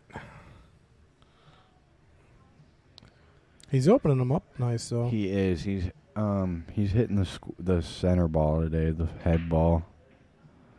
There's a good little pop on the cue ball. It got kissed. They're going to open up nicely, and he got a ball down. So he's got an opportunity here to run him out. What are you liking here, Patrick? I'm liking stripes right now, minus that. What is that? The 10 ball. 10 ball. But he can play the 11 right now, and that takes care of that problem. In the side. Yep. And everything else is wide open after that. I think you play the 11 here. It's not that tough of a shot, and it opens up the whole rack for him. Yeah, I actually like that. It's I not the like that. safest shot. You know, you got to be confident with it, but he's got too many easier starting shots here than the 11. But, I mean, I think the 11 solves his problem. And, again, right now he's got the opportunity again. Well, actually, now I don't think he can hit that 11. Nah, but he'll get good shape on it, I think, to mess with them.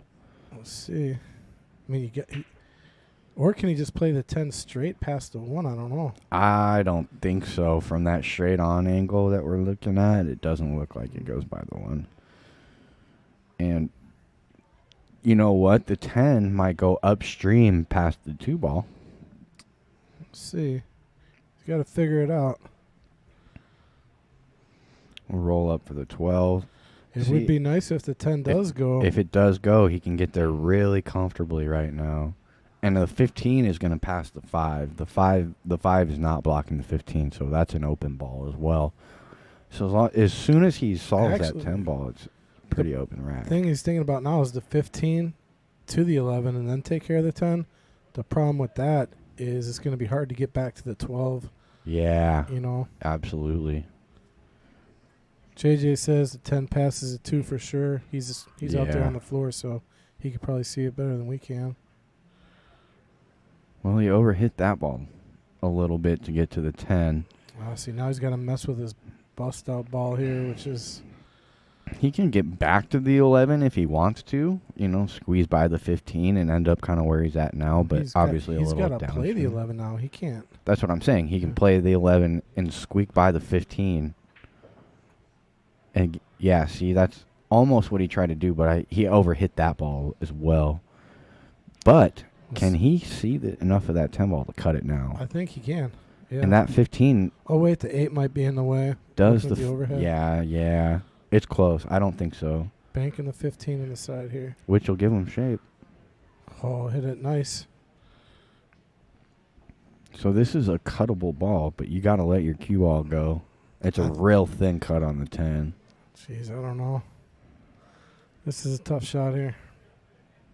Yeah, looking down the barrel of it from here, it looks tough. He's going to carry this ball off the 7. Off the 7. It's doable. That's doable as well. Bottom left corner. See how he hits it. Got to hit it right. Yeah, this is tricky. Every ball is a rail. There you go. I love that one. All right.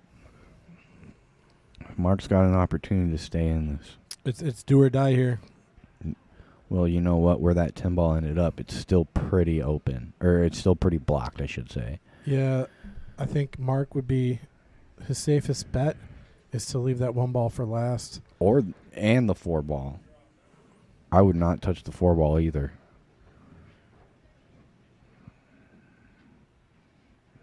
Good shot.